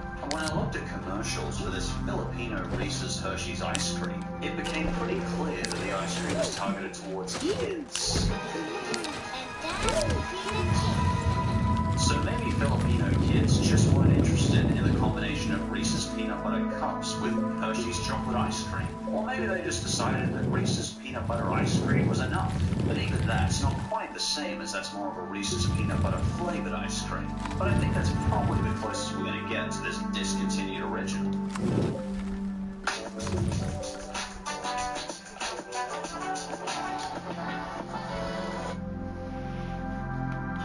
And for our number 1 ice cream failure, Snickers Peanut Butter Brownie Ice Cream. Snickers may be the world's best-selling chocolate bar, but they've actually had some surprisingly rough fails in the ice cream department. One of their biggest controversies was actually relatively recently in 2021. You see, it was discovered that some of their products contain too high levels of ethylene oxide, which is an excellent antifreeze chemical for ice creams, but it's also carcinogenic and can potentially cause cancer in larger doses. At least according to the National Cancer Institute, which I personally consider a very trusted source. And because of this, Mars had to do a massive recall of all of their peanut brownie ice cream bars, and many of their other ice cream products too. This all resulted in plummeting sales, and it appears as of this video that the Snickers peanut butter brownie ice cream was a long-term casualty. Mars hastily removed these items from shelves. Although websites began announcing this Snickers peanut butter brownie in March 2021, by the end of 2021, it was already disappearing off shelves. But after the recall, why didn't the Snickers peanut butter brownie ice cream ever come back? It puzzled me too, because the non-ice cream version of the peanut butter brownie is still available. My personal It's gonna guess take is a that while the world's to best-selling make. candy bar, Snickers may have run into the same problem as Coke did with their new Coke product. Customers may have been so conditioned to the taste of the regular Snickers ice cream that a variation of the ice cream just didn't interest them. Perhaps when people want the Snickers ice cream, they want the original Snickers ice cream taste. Another possibility I thought was maybe the Snickers peanut brownie couldn't survive the freezing without the carcinogenic antifreeze they previously used in it, ethylene oxide. So if the brownie wasn't storing right as an ice cream, maybe they couldn't sell it. The product itself is basically brownie ice cream with Snickers-style peanuts and caramel. But finally, my favorite part, how did it taste? Well, Matt's ice cream show reviewed it. He compared it to the candy bar. His first comments were, it didn't taste at all like a brownie. It didn't even taste much nuts. And given nuts is the whole tagline ingredient of Snickers, not being able to taste that means we're maybe onto a small little problem with the ice cream. He preferred the ice cream to the candy bar, but overall, it just didn't get great reviews. But I like to taste test myself when I can. So I froze one of the regular Snickers bars and thought I'd try it out. 2,000 years later. I'm very frozen. I can definitely taste the brownie. It's got that nice kind of caramelly aftertaste, but the majority of what you can taste is the fudge brownie. It's not a pleasant fudge brownie. Overall, I don't think I'm finishing it. Overall, I'm starting to see why it disappeared. No more Snickers fudgy brownie ice cream for us, and I'm okay with that. And I think that's enough failed ice creams for today. Thank you for joining me. If you remember an ice cream that you used to like that you simply can't find anymore, or you have your own thoughts on some of these ice creams I mentioned, feel free to leave your own thoughts in the comments below. I always welcome your thoughts. And as always, thanks for watching. Top 10 worst movies of all time. I think one was like XXYYYZZZ Road, whatever it's called, that BS.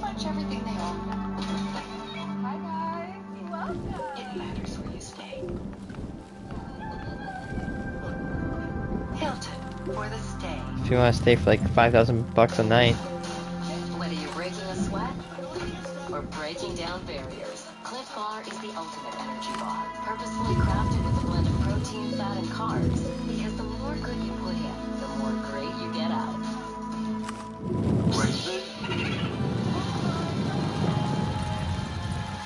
It's finally time we face the greatest cinematic train wrecks ever made. In the darkest recesses of history, lie the laziest, stupidest, most manipulative piles of dreck that have ever fouled the age of moving pictures. Some are so ugly, badly acted, cruel, or stupid that they managed to scar the entire movie industry. And we're gonna check them out today. So let's check out the top 10 worst movies of all time. And Yes. as always, if you do like these movies, that's great. It's just my silly personal opinion. And I'm glad you can enjoy something that I can't. Anyway, oh, hey Nostalgia Critic, how you doing? I was actually just checking out the worst movies of all time. Oh, come on, Strider. We all know that Garbage Pail Kids is the worst movie of all time. Yeah, Garbage Pail Kids is bad, but I actually think there are movies out there that are even worse. Fine, I will. Number 10. Pledge This, starring Paris Hilton. Society can only tolerate so much in celebrity stupidity before they say, wait a minute, we just watched the most obnoxious, pampered female celebrity on the planet produce a film about exploding toilets and collecting used condoms. What the hell is wrong with us? Paris Hilton produces and stars in this sad defecation on the face of all moving pictures that ever existed, giving us only the worst in elitism, vapid self-indulgence, and whatever passes for comedy in that small vacuous chamber barely holding her ears apart. If you could concentrate all the empty-headed vapidness of a spoiled sweet 16 Ooh, that's a big word. into one movie, Vapidness. I think it would look something like this. Everyone is treated like a derogatory stereotype dreamt up by a 12-year-old Call of Duty troll. Indians, Mexicans, drag queens, homosexuals, even the overweight are derogatory. If you're not rich, then you're to be made fun of. The movie is packed with overly coarse sex jokes, even by college movie standards. Oh, brother, this guy Entitlement that got Paris Hilton her reputation in the first place. As far as I'm concerned, she can have that tiny bastard. Pledge this made me Woke. question the Woke. value of money. Because if money makes me even closely related to this, I'll take my patchy jacket and cardboard box right now. However, and you will never hear me say this again, in defense of Paris Hilton, she had some major scumbag directors on staff, and she ended up boycotting her own premiere because they had nude scenes, which she was very angry about. I don't know what she was originally trying to tell us, but it rapidly became the concentrated evil of everything wrong with frat boy movies.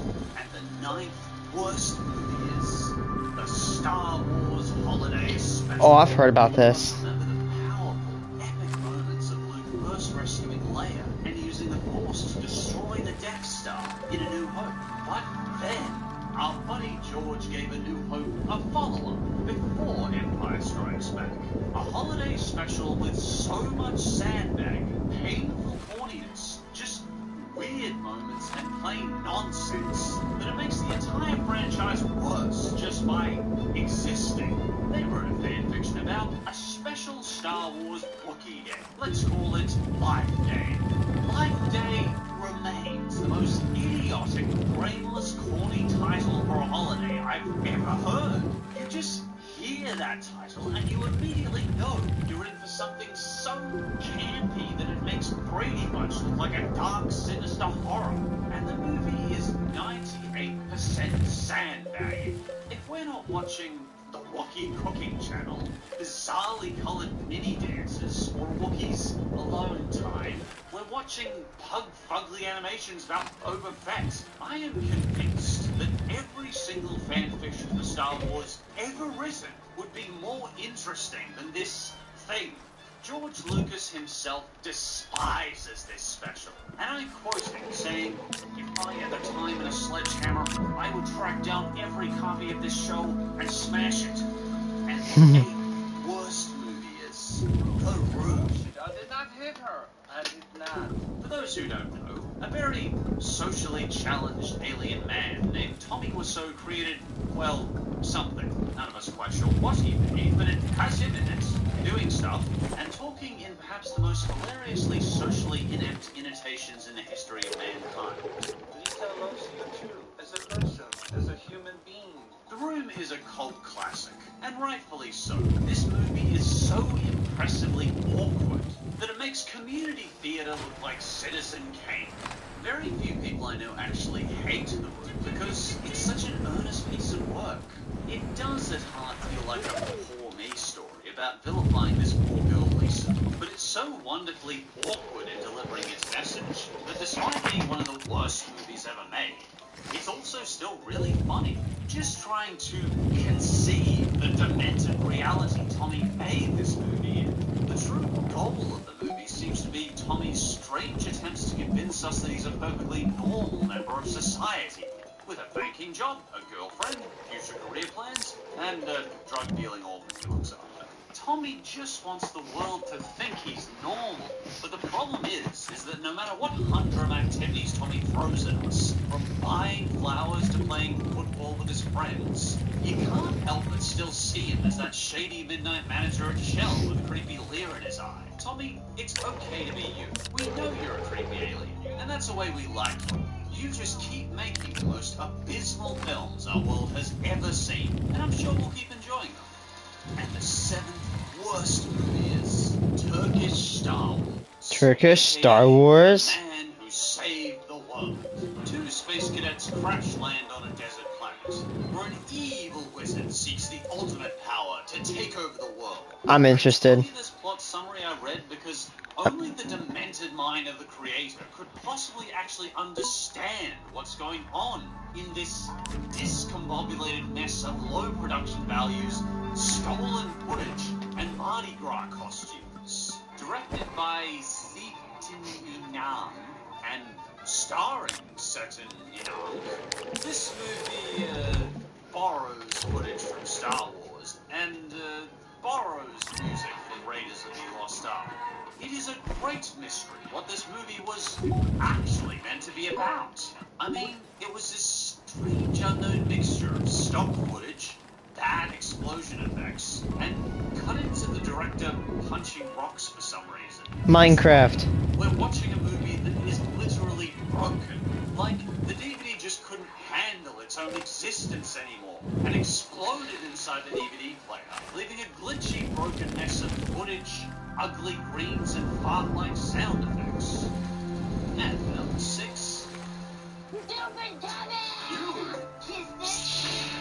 Imagine if the most annoying internet personality in the world made a movie that celebrated all the high-pitched, head-banging, fury-inducing stupidity ever placed on YouTube. That's right, Fred made a movie. Because apparently a sitcom that scarred the reputation of an entire network wasn't enough.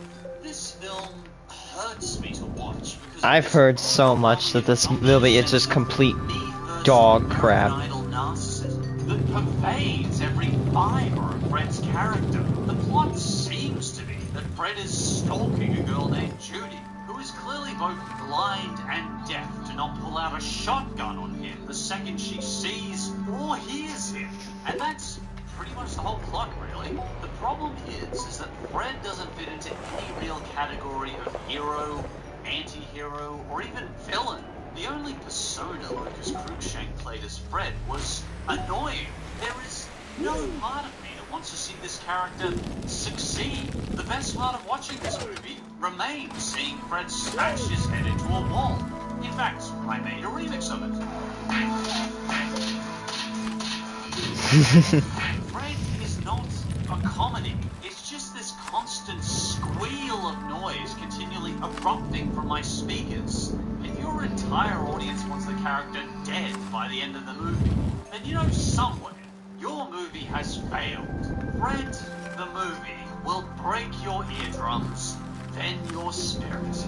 And the 5th worst movie is Santa Claus Conquers the Martians. What? That's like the greatest title for a movie of all time. How could this Santa Claus 69, Shotgun, Martians .58, and Kill Feed. Indescribably awful.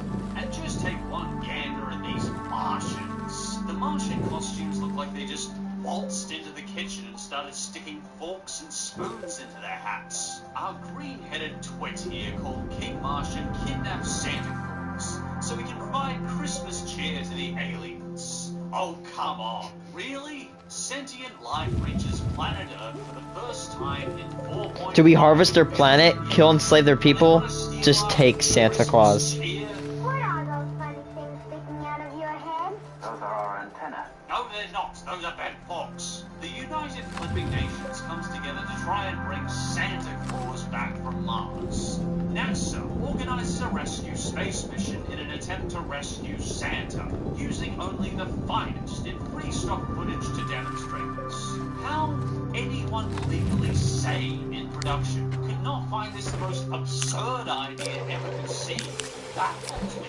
And the 4th worst movie is Adam Sandler's Jack and Jill. Remember those times we had the television on and we couldn't see the disastrously bad train wreck of a film Adam Sandler unraveled on our screens? Those were good times. We've all seen bad from Adam Sandler before, but it takes a special kind of awful to be the worst movie Adam Sandler has ever done. And how did they accomplish this? They put Adam Sandler in drag. That's right, Sandler has a twin sister now. If you thought one Adam Sandler was bad, try two. A goofy, flatulent sister that represents every boorish, brainless frat boy joke we despise in Adam Sandler films. All captured in one big, unholy vlog. Every scene, every comfortable, everyday human activity, from the dinner table to watching a basketball game, is destroyed by drag Sandler. Basic human maturity charity and kind-heartedness is lost in Sandler's world, replaced by schoolboy fight banjos and random squealing. But wait, it gets better, because we get a romance between Al Pacino and drag Sandler. If Sandler wants to dress in drag in his free time, sure, whatever he enjoys. But did he have to turn his kinky hobby into one of the worst movies of all time? In fact, the creators were so terrified of being booed out of every cinema they set foot into that they outright refused. However, there is one plus to this movie. We get to see Jill smashed in the face with a chair. Now, after seeing this movie, I could have that on repeat all day. Jack and Jill is formulaic, uncomfortable, and painfully void of any human grace whatsoever. And now onto the movies that fit into that special category of rotten. And the third worst movie is Cat in the Hat. Oh god. Okay, I remember I went to this oh my god, I hate how I keep getting stuck on nothing.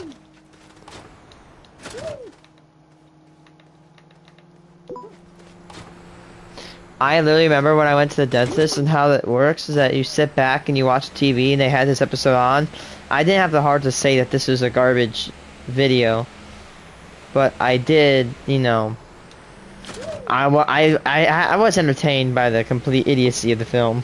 It's touched the lives and very morals of so many children. It's shaped so many of us today. And it's done so through beautiful, unique illustrations packed with profound, universal messages. To take something so beautiful and to corrupt it into everything wrong about cinema, you really need a rotten movie with a rotten spirit to do that. This movie isn't just bad. It is a cash-grabbing dump on something timeless and beautiful. The shameless marketing, the ugly designs, the countless lazy decisions. To take the most well-known Dr. Seuss story in history and to botch it up this bad. Mike Myers' suit looks like reanimated roadkill, and he gives the constant facial expressions of an escaped mental patient about to roger a squirrel in the national park. All the revolting greens, all the misshapen, creepy colors and objects, all the endlessly tasteless jokes. It is visually appalling, the jokes are all weak as water, and the performances seem to be physically hurting the actors. Cat in the Hat movie comes from a place of no forethought, no original ideas, and most of all, no consideration for the younger viewers watching. And the second worst movie of Let's see, like a emoji movie or something. Garbage Pail Kids. Garbage Pail Kids. Okay, I mostly agree with you. It's very close to number one. I only think there's one worse movie than this. As Doug has said, this movie is an insult to cinema itself. It is easily among the most god-awful, poorly conceived, psychotic movies ever made. And I'm glad we can both at least agree it's certainly among the worst. The Garbage Pail Kids themselves look like pure, concentrated nightmare fuel, with hanging open mouths and mucus-like vile oily designs. I'm gonna admit this, it looks like something from a Jim Crow play. I'm gonna be honest with that. Like, it looks like a negative depiction of an African American. I know it sounds kind of weird, but it just sounds, it looks really creepy. Like, this would scare me as a kid. All plans for ingesting food for the rest of the day. Their fish monster faces just seem to rot off right in front of our Man, eyes. that man has straight up monkeypox. Horrors actually do. These revolting monsters might Monkey AIDS. organs for lunch. They might draw a knife on the camera or try to bite people's toes off. They might steal and cause chaos to the neighborhood, all under the guise of being for kids. This movie was so ugly, so downright repulsive, mean-spirited, and rotten that it was pulled from theaters almost immediately due to endless complaints by angry parents. The acting is at such a bottom-run level that you will likely feel unwell just watching the performances, gazing upon the colors, and everything these rotten creatures do. No child, no adult, no sentient creature understanding of the human condition should ever be subject to this slimy spit on all of cinema history. It 2. Worst movies of all time. And before we get to number 1, I'd like to give the usual quick dishonorable mentions. Kung Pao. I both liked and hated this movie. On one hand, it's filled with pee jokes, flatulence jokes, annoying voices, and tongue humor. On the other hand, it's meant to be stupid. It just wants to poke some fun at old kung fu movies. It got recommended, but I don't think it's quite abysmal enough to be on this list. Troll 2. This movie is an obvious choice for the list with its abominable writing and cheesy effects. But it's technically in the horror genre, and I've excluded horror films from this list. Gentlemen the Holograms. No greater middle finger has ever been given to an entire generation of millennials. No part of this movie was not so revoltingly self-absorbed that it made me want to destroy every smartphone I saw. Manners, hands of fate. You know the best person to make a movie? A Texas fertilizer salesman. Our good friend Harold made this movie after he lost a bet with a screenwriter. And I think a blind, drunken hobo with a broken camera could have come up with a more enthralling movie. Transformers 4.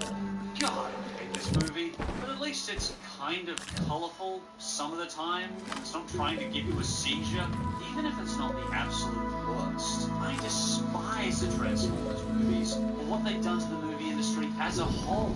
Biodome. One of the few performances that will make Adam Sandler's absolute worst performance seem as reserved as Gandhi. Understand, it is a perfectly natural reaction to want to punch the two main characters within 15 seconds of starting the movie. This means you are human and still have a sense of morality. Anyway, here we go. And without a doubt, the number 1 worst movie.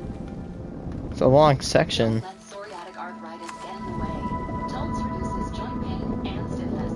And for those with moderate to severe psoriasis, Taltz is proven to give you a chance at 100%. Movie of all time is...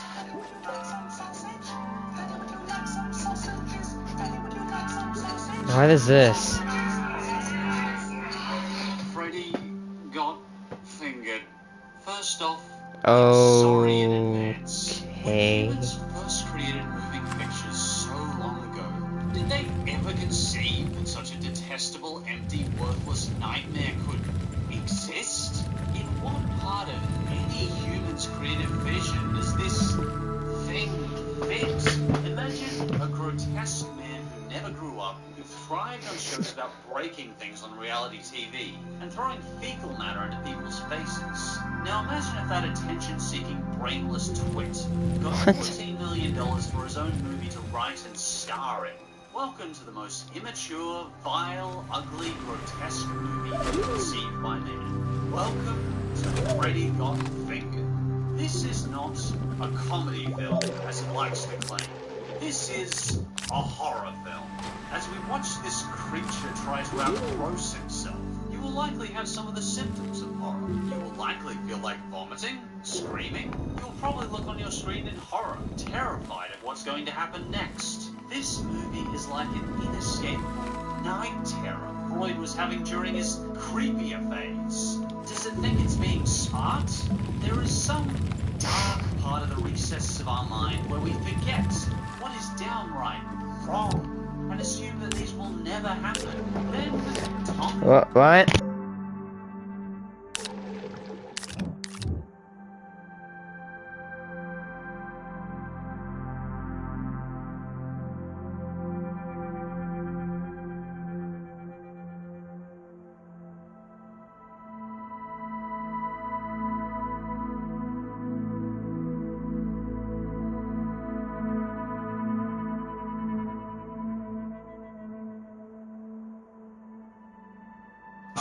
and wearing it, swinging a newborn infant on an umbilical cord, playing with animal genitalia. See, most people in the population have that part of their brain that says subjects like paraplegics, child abuse, and mental illnesses are subjects that need to be treated with care and respect. But some missing part of Tom Green's brain lets him think these subjects are to be mocked and used to disturb every viewer watching. Tom plays Paul, who tries to be a cartoonist apparently, but rapidly returns to being a slacker trying to outgross himself and upset his family. I cannot understand a world where this thing is funny, where it's anything but a collection of the concentrated worst of humanity. At least Jack and Jill came from Sandler just attempting to make people laugh. In my opinion, this is the ultimate black hole of all cinema. The most brainless, revolting, disturbing, immoral, empty husk ever conceived by some mentally disturbed human. There is absolutely no doubt for me. In my opinion, Freddy Got Fingered is the absolute worst movie of all time. Sadly, there'll always be badly made cash-in movies, but there'll also always be creative movies that try to explore human, people, life, and emotions. In the end, Top 10 creepiest animated movies. 9, Coraline. Those two have to be on this list. 9 literally opens up with like a picture of a dead mother holding her dead kid. It's really freaking weird. A breakfast croissant plus seasoned potatoes for $3, and they're red shirting you? It's just a standard work shirt. Hey, let's stay humble, man. Thank you, bitch. Choose wisely. Choose Wendy's $3 breakfast deal. When an animation steps into the uncanny valley, or just leaves us wondering what psychedelic, catastrophic nightmare hallucination we just woke up from, animated movies like this can be an interesting. Well, look at that! Both my 2 movies I just spoke about literally just got shown first. Right into the top 10 creepiest animated movies. For this list, I'll try and find a balance between movies. Creepy stuff and anime movies. A really good combo, in my opinion. Anyway, what the? Nostalgia critic? That's right out! I want in on this list! Really? Well, sure, critic. It'd be great to have your opinion. Great. You give your reviews, I'll give my thoughts on these creepy movies as we go. Okay. Welcome aboard. Glad to be aboard. Anyway, on with the countdown. Hey, it's mine now. Number 10. Oh, I hate this movie when I was really little, but I love it for its... I love the symbolism in this film. It is phenomenal. I like how the original world is all dull, bleak, just awful, and just somewhere where you just like would not want to just be. But then the other world is like all colorful, open, friendly, mystical. All these words describe it. But then it's literally a video game. It's like in bounds, like in a video game. If you go outside the bounds, it just looks awful because they didn't develop there. They don't want you to go out there. They just made this small world for you to enjoy yourself in. Much like, well, Coraline. And that's really interesting. Literally, like, very much older games have this problem where if you go outside of the boundaries, you will just find just nothing.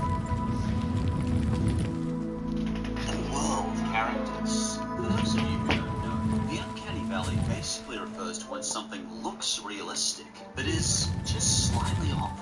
When this happens, we tend to respond with horror and revulsion until it looks realistic enough that we can't see the flaws. CG animation used to fall into this valley a lot, and we're going to see some of the worst of it in this list. Normally, this uncanny valley happens. Oh, Scrooge and... It was very intentionally designed to look uncanny.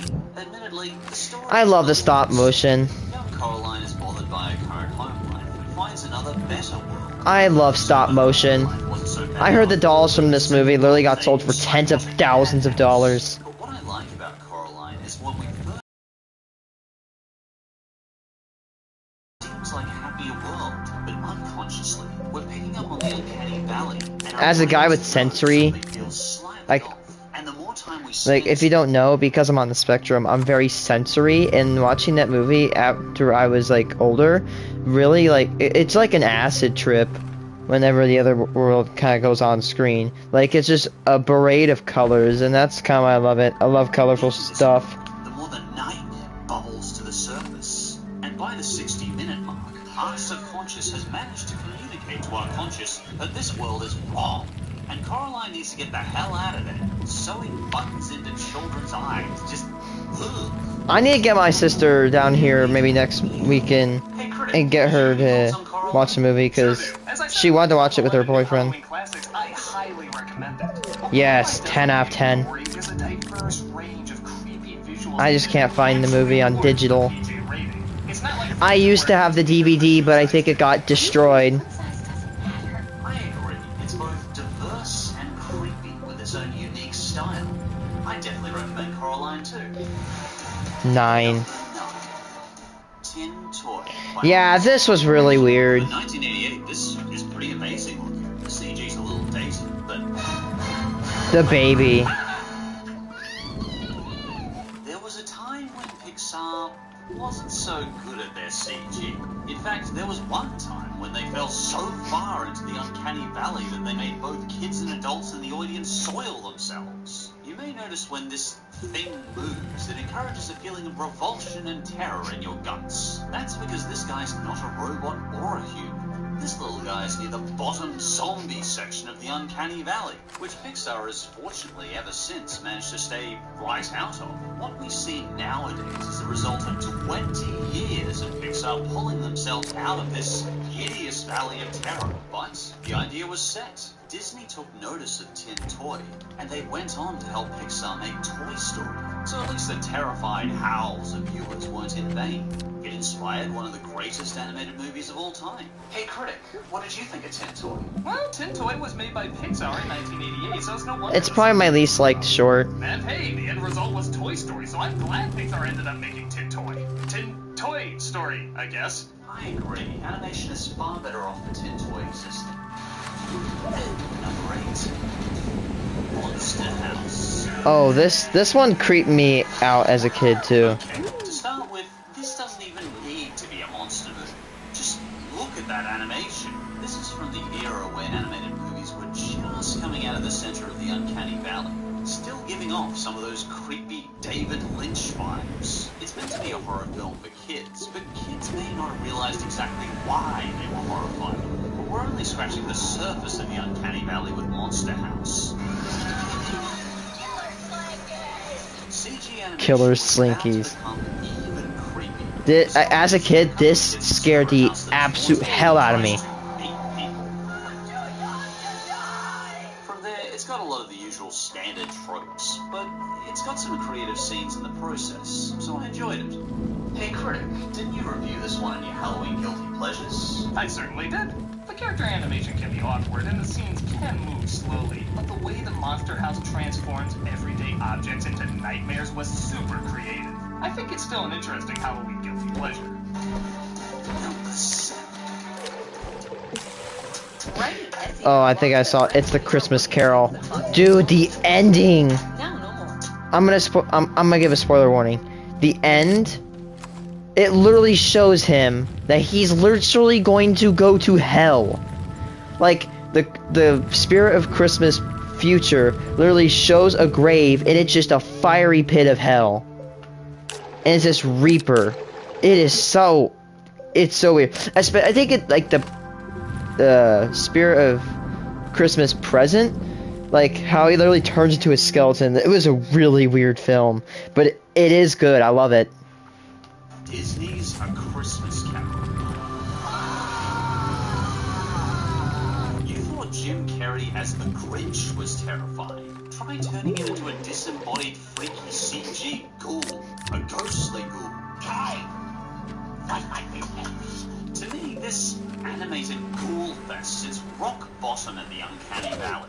This was such a massive project that they decided to even screen this Christmas Carol in IMAX, begging the question, who would want to see these ghastly terrors in gigantic, city-destroying size? Every character just looks creepy in this motion capture, from the peasants to Scrooge to the ghosts. And even if they didn't, the whole movie just seems intent on spooking them. I remember reading this book. Without much reflection on the And I think first grade. I love this book. Special moments that make it a pleasant occasion. This is one of those animated movies you can look at and your conscious can register these are meant to be humans, but your unconscious is in panic overdrive trying to figure out what the hell it's looking at, and why everything looks so wrong. Even the merry scenes are disturbing in the way they move. This is what a heartwarming Disney Christmas Carol should look like, not this. And what about yourself, Critic? Did you have any thoughts on Disney's Christmas Carol? Well, to be honest, I often forget that Christmas Carol was a Disney movie. Not just because of the motion capture, but because it was so intensely dark. They really go overboard with scaring Scrooge as well as the audience. So, good choice, Strider. It's a fine pick for the list. Oh, thanks. Number 6. A fresh vegetable mystery. Skewering vegetables alive, slowly boiling them, flattening them. There's something very unpleasant about this one. Like post-Cold War unpleasant. You'll fry. There's a very demented feel to how each creature is sliced, crushed, or tortured, even though they're vegetables. Technically, this is PG content, yet I'm feeling slightly queasy just watching it. But it is quite clever that all these macabre concepts are done through kitchen appliances. It's not necessarily bad, but there's something very eerie about the way the creatives have subtly interwoven disfigurement and torture into this innocuous vegetable cartoon. It's actually a short available on YouTube from 1939, and if you're interested, I'd recommend giving it a look. It's creepy, but interesting. Hey, Critic, I don't suppose you've run into this one before, have you? Well, I have now, and I have to say I've never felt so bad for produce. And number 5, Peter and the Wolf. Eerie silences combined with... Why do I feel like I've heard about this? I can't quite tell if I'm looking at a puppet... I feel like I've heard this, but I feel like I've never and it's all mixed together with watched a strange it. combination of live-action footage. This film will hold on silences a long time as the creepily animated characters stare into our souls. Look at this duck. Look at him. I felt less creeped out by Linda Blair in The Exorcist than this duck. Anyway, the movie's pretty brutal too. In one scene, Peter silently gets thrown into a dumpster in the slums of an ice-cold city. Guns pointed to his face, and we slowly watch his vision fade to black. Once again, the interesting part about this animation is what you feel in your gut as you watch it. Because of the uncanny animation, I constantly get this feeling in my gut while I'm watching that something horrible is about to happen. Like the cat's about to be mauled or a bomb is about to drop. And that duck! By Jeebus, that duck! Peter Wolf was perhaps intended to be a harmless children's tale, but because 2006 seemed to be the year of the uncanny, if you weren't Pixar, your animated movie had to make Frankenstein look attractive. This one's a really obscure one. I don't suppose you've run into it, have you, Critic? I have run into it, actually. Although the animation is unsettling, I think it's an overall solid retelling of the fairy tale. It's pretty impressive that the entire movie is done with no words. That's true. Creepy or not, almost all of the narrative is done through visuals, and I'd really give an animation credit for that. And the creepiest animated movie is When the Wind Blows. Oh boy. At first glance, this one may look like a young kid's cartoon. I mean, I've seen this animation style in freaking Kaiju, but this one isn't creepy in being uncanny or having weird animation. It's creepy on a more intricate conceptual level. To be honest, I actually don't like this movie. Not because it's technically bad in getting its anti-war message across, but because it uses disempowerment techniques I normally only see in an NC-17 horror film, behind a PG cartoon with young child animation. Supplies of milk will be maintained. It feels manipulative, like it has an agenda. So the story is we've got nuclear fallout and mass genocide here. Yeah, no, for a PG audience. Damn. The timing, the slow pace, the strange discoloration.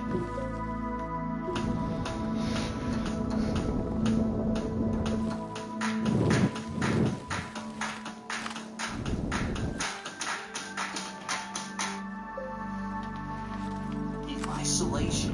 Everything leaves a feeling of realistic horror that tends to linger with it. That'll be alright. Hey, anything made safely home. Long before the bomb. Much like Grave of the Fireflies, there is certainly artistic merit to this. I mean, it delivers a strong anti-nuke message with its terror. I don't like how it delivers this to children, but it's there. Anyway, the story is our older, not-so-bright heroes, Jim and Hilda, are in this constant state of denial about their safety. They survive a bomb blast, and we have to watch their world literally crumbling around them and all their hope of survival diminishing, but always blindingly trusting that everything will be okay and just waiting at their house. You know the Vault Dweller from Fallout? I take his idea. Radiation or not, at least you have a chance then. By the 1 hour mark, the water is out, the house is a mess, and the slowly unraveling tragedy completely unfolds, creeping up on the viewer with a dark, oppressive atmosphere. Frankly, these horror disempowerment techniques do not belong in a PG-rated cartoon. I mean, seriously, watching two elderly people slowly die of radiation sickness before jumping into sex to die is PG. Oh my God. The point of teaching children at this young an age helplessness, but at least it's a reasonable anti-nuke message. I don't personally recommend this one, but I know many people do. Critic, you don't have to comment on this one if you don't want to. No, it's fine, Stratter. I've seen it. Wait, you've seen When the Wind Blows? Yeah. Well, it's certainly a weapon of the anti-nuclear movement. When the Wind Blows artfully drives home its message. It certainly does that. And the third, creepiest animated movie is Felidae. IMDb uses the highly definitive keyword disfigurement to describe this movie. Let's press on, shall we? You thought Watership Down was creepy? Well, this actually makes Watership Down look like Clay-Doh Wind in the Willows. Felidae is an abandoned, unreleased German cult animated cat movie.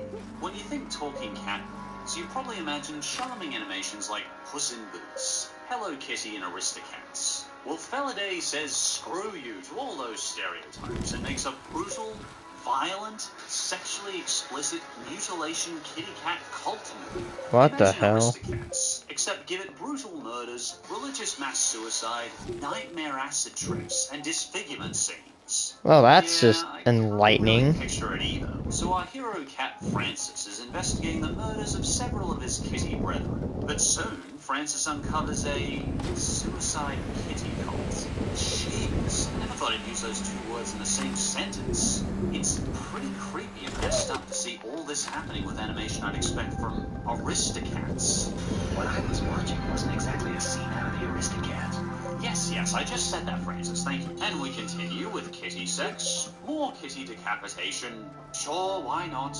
And then we come to the big, memorable horror show Nightmare that gives Felidae its well-earned spot on this creepy list. Pardon my censoring. To keep this on YouTube, I unfortunately had to censor a few parts. We get a vivid nightmare sequence showing dead cats on strings, rising up as their heads fall off and they're gutted. Then it turns out the house used to be used for surgically experimenting on cats. Nope, done. I'm not showing that. Pardon me, but I think you have a clear enough picture of how creepy this thing can get. Interesting. This was actually the most expensive animated German film ever made at the time, apparently costing over 10 million marks. An English dub was created, and it's actually quite good. Yet no English cast was ever credited. All the voice cast is entirely speculated. There's so much mystery behind this movie. I actually kind of recommend this movie, though. It's black and bleak, but cinematic and at times beautiful. It has a nice narrative, and the English voice acting is very decent. But, don't watch this movie if you particularly like cats. They all die. Did you have anything to say on this one, critic? This makes Don Bluth's darkest moments look positively tame. Creepiest animated movie is The Adventures of Mark Twain. What kind of fruit do you like the most? No creepy list can be Weird. complete without The Adventures of Mark Twain. Certainly the creepiest claymation I've ever seen, and a good example of combining intriguing with macabre. You may some people. The story is, our hero, Mark Twain, is so disgusted with the human race that he decides to off himself by launching himself into a comet. He's apparently really looking forward to it. Oh, I'm looking forward to that. Jeez, life has clearly not been good to him. So the kids from Tom Sawyer attempt to try and stop him because they're I sort through a lot of Tom Sawyer and books. I imagine they also probably don't want him to off himself. What a view! It's a strange ambiguity because there's this feeling of glory and adventure when you look at it. But in reality, it's a bunch of kids desperately trying to convince an old man not to kamikaze his ship into an asteroid.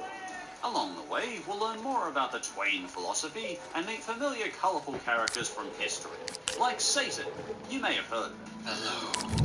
Who are you? An angel. And in this, he creates a mini civilization of people in order to torture and murder them all.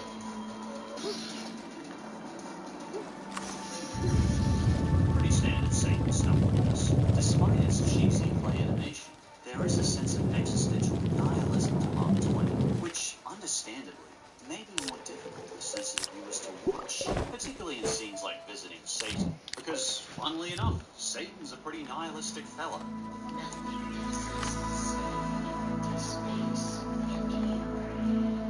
But the exploration of animation and ideas happening here really shows artistic merit. And the crazy part is, we're given this dark perspective through cheesy play, from its chilling imagery to its bleak humors. Mark Twain's life could leave many viewers unnerved. I think viewers would really appreciate your perspective on this one, Craig. Any thoughts on Mark Twain? Mark Twain is definitely experimental. Like, you gotta admire the detail that went into the claymation. That's true. The team who brought us this obviously really cared about the project and put a lot of time in the claymation. It really remains a unique animation piece to this day. And before we get to number one, I'm going to go through some quick honorable mentions. There were a lot of choices for this list, so pardon me if I've missed a couple. Alice, 1988. Yeah!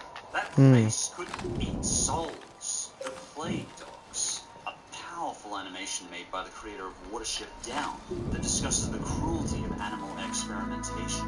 It's a little creepy, but like Watership Down, it's done with a real grace to it. Food Fight. Ah, the evil one! Don't worry, Craig. We're just leaving Food Fight as an honorable mention for this list. All of us have already talked to death about this one, so I just left it off the list. The Fantastic Mr. Fox. How? How am I the only one who found this animation terrifying? Look at these disturbing overlimber characters. That creepy fur. This may have an exceptional story and excellent voice acting, but that animation? Anyway, on to number one. And the number one creepiest animated movie is 9. Oh my god, let's go, it's 9. 9, I think, actually was also made by the guys behind Coraline. It becomes a... Okay, so I'm gonna say... He's gonna say what the plot is, I'm gonna say it. So it all starts in what appears to be like the 1960s. However, in the 1960s, much like Fallout... Or no, 1940s. In the 1940s, it looks like, you know, World War II stuff. However, machines and AI actually exist. Not advanced AI, but, you know, like rustic machines with rusty parts and things put together. A guy creates this AI with his own intellect, and then he's offered to actually, he's offered by the chancellor of a corrupt communist-like country to use it to fabricate machines. However, what happens is that the chancellor actually shut down the project and seized the machine, and then it starts making machines for the chancellor, but then all of a sudden turns and starts killing all life with poison bomb launching walkers. They also have machine guns, by the way. And basically, the scientist knows that humanity is going to die, and he puts his soul, divides it up into 9 ragdolls. What? What?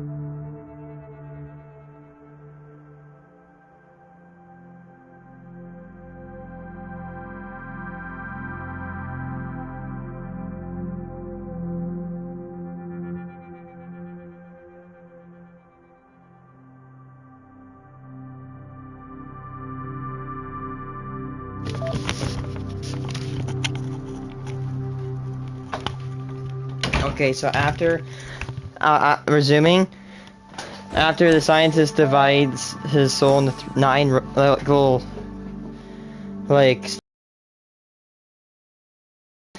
they go try to revitalize life, but then the machine actually makes this cat thing that tries to like help things, and after they reawake the machine that was sleeping, it makes these robots that try to hunt them down.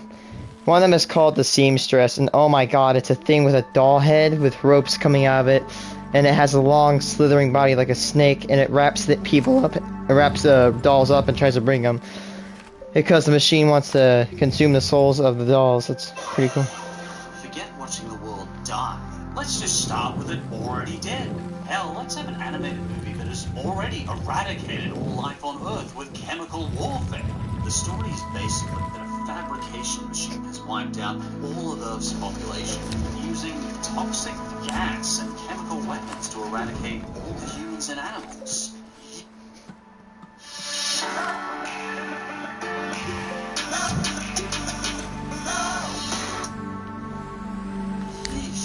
All that remains is these 9 homunculus-like rag dolls known as stitch punks. And these stitch punks have to stand up against a soulless robot that has eradicated Earth and everything around it. 9 is much more about atmosphere than creepy appearances. The bleak, gas-filled, lifeless husk of Earth is filled with empty, chilling visuals and hellish landscapes. We watch the remains of Earth's apocalypse in a bleak, post-war, dead world. Dead, except for lifeless, spider-like, creepy cyborgs, intent on eradicating the last 9 life forms on Earth. And all these 9 stitch punks can do is try their best to restore some sort of bacterial organisms to Earth, to get the whole cycle started again. And then we get the fight scenes, or more like losing scenes, because fighting might indicate that our 9 buddies were actually able to fight back, but we're more just constantly watching them die. Ghastly robotic catastrophes start popping out and sewing our heroes together. Main characters can and will die repeatedly in this picture. In fact, the fabrication machine will use their corpses as lure. I mean, seriously, to me, this sort of imagery is real creepy. Just how do you respond to seeing this zombie snake-like cadaver robot? Possibly with a rocket launcher, or an army of artillery tanks. 9 is ruthlessly bleak and grim. Visuals, concept, music, and style. But honestly, I actually kind of recommend it. It's artistic in its treatments, giving a message of the importance of heart as well as intellect in true human progress. And despite its portrayal of the end of life, it gives a message of the rebirth of life following after. And within the dawning of its blackness, it gives one of the most important messages we can ever be told. But this world is ours now. It's what we make of it. What intrigues me most about these animations is that sense of mystery and terror that isn't afraid to challenge a younger audience. They may intentionally attempt to make viewers uncomfortable, brushing a thin line, discomfort, charm, and fear, allowing viewers to explore darker elements of humanity and discomfort. Grace, understanding, dignity, and respect. If it's discussed sensibly and with respect, media should be brave and not shy away from discussing darker subject matter with young people. They show our universe can be incredibly dark, but also showing within that chaos and madness, we can find gentleness and serenity. If you can face the terror, chaos, and uncertainty with kindness, empathy, and positivity, you will always carry my deepest respects. And my respects go with you too. Hey, thanks to your help, Nostalgia Critic. It's always great to have you on the show. Hey, no problem, Strider. Now, if you excuse me, I have to get back to hating other things. Until we meet again. Until we meet again. And as always, thanks for watching, and I'll see you next time. Excuse me, I have to get back to hating.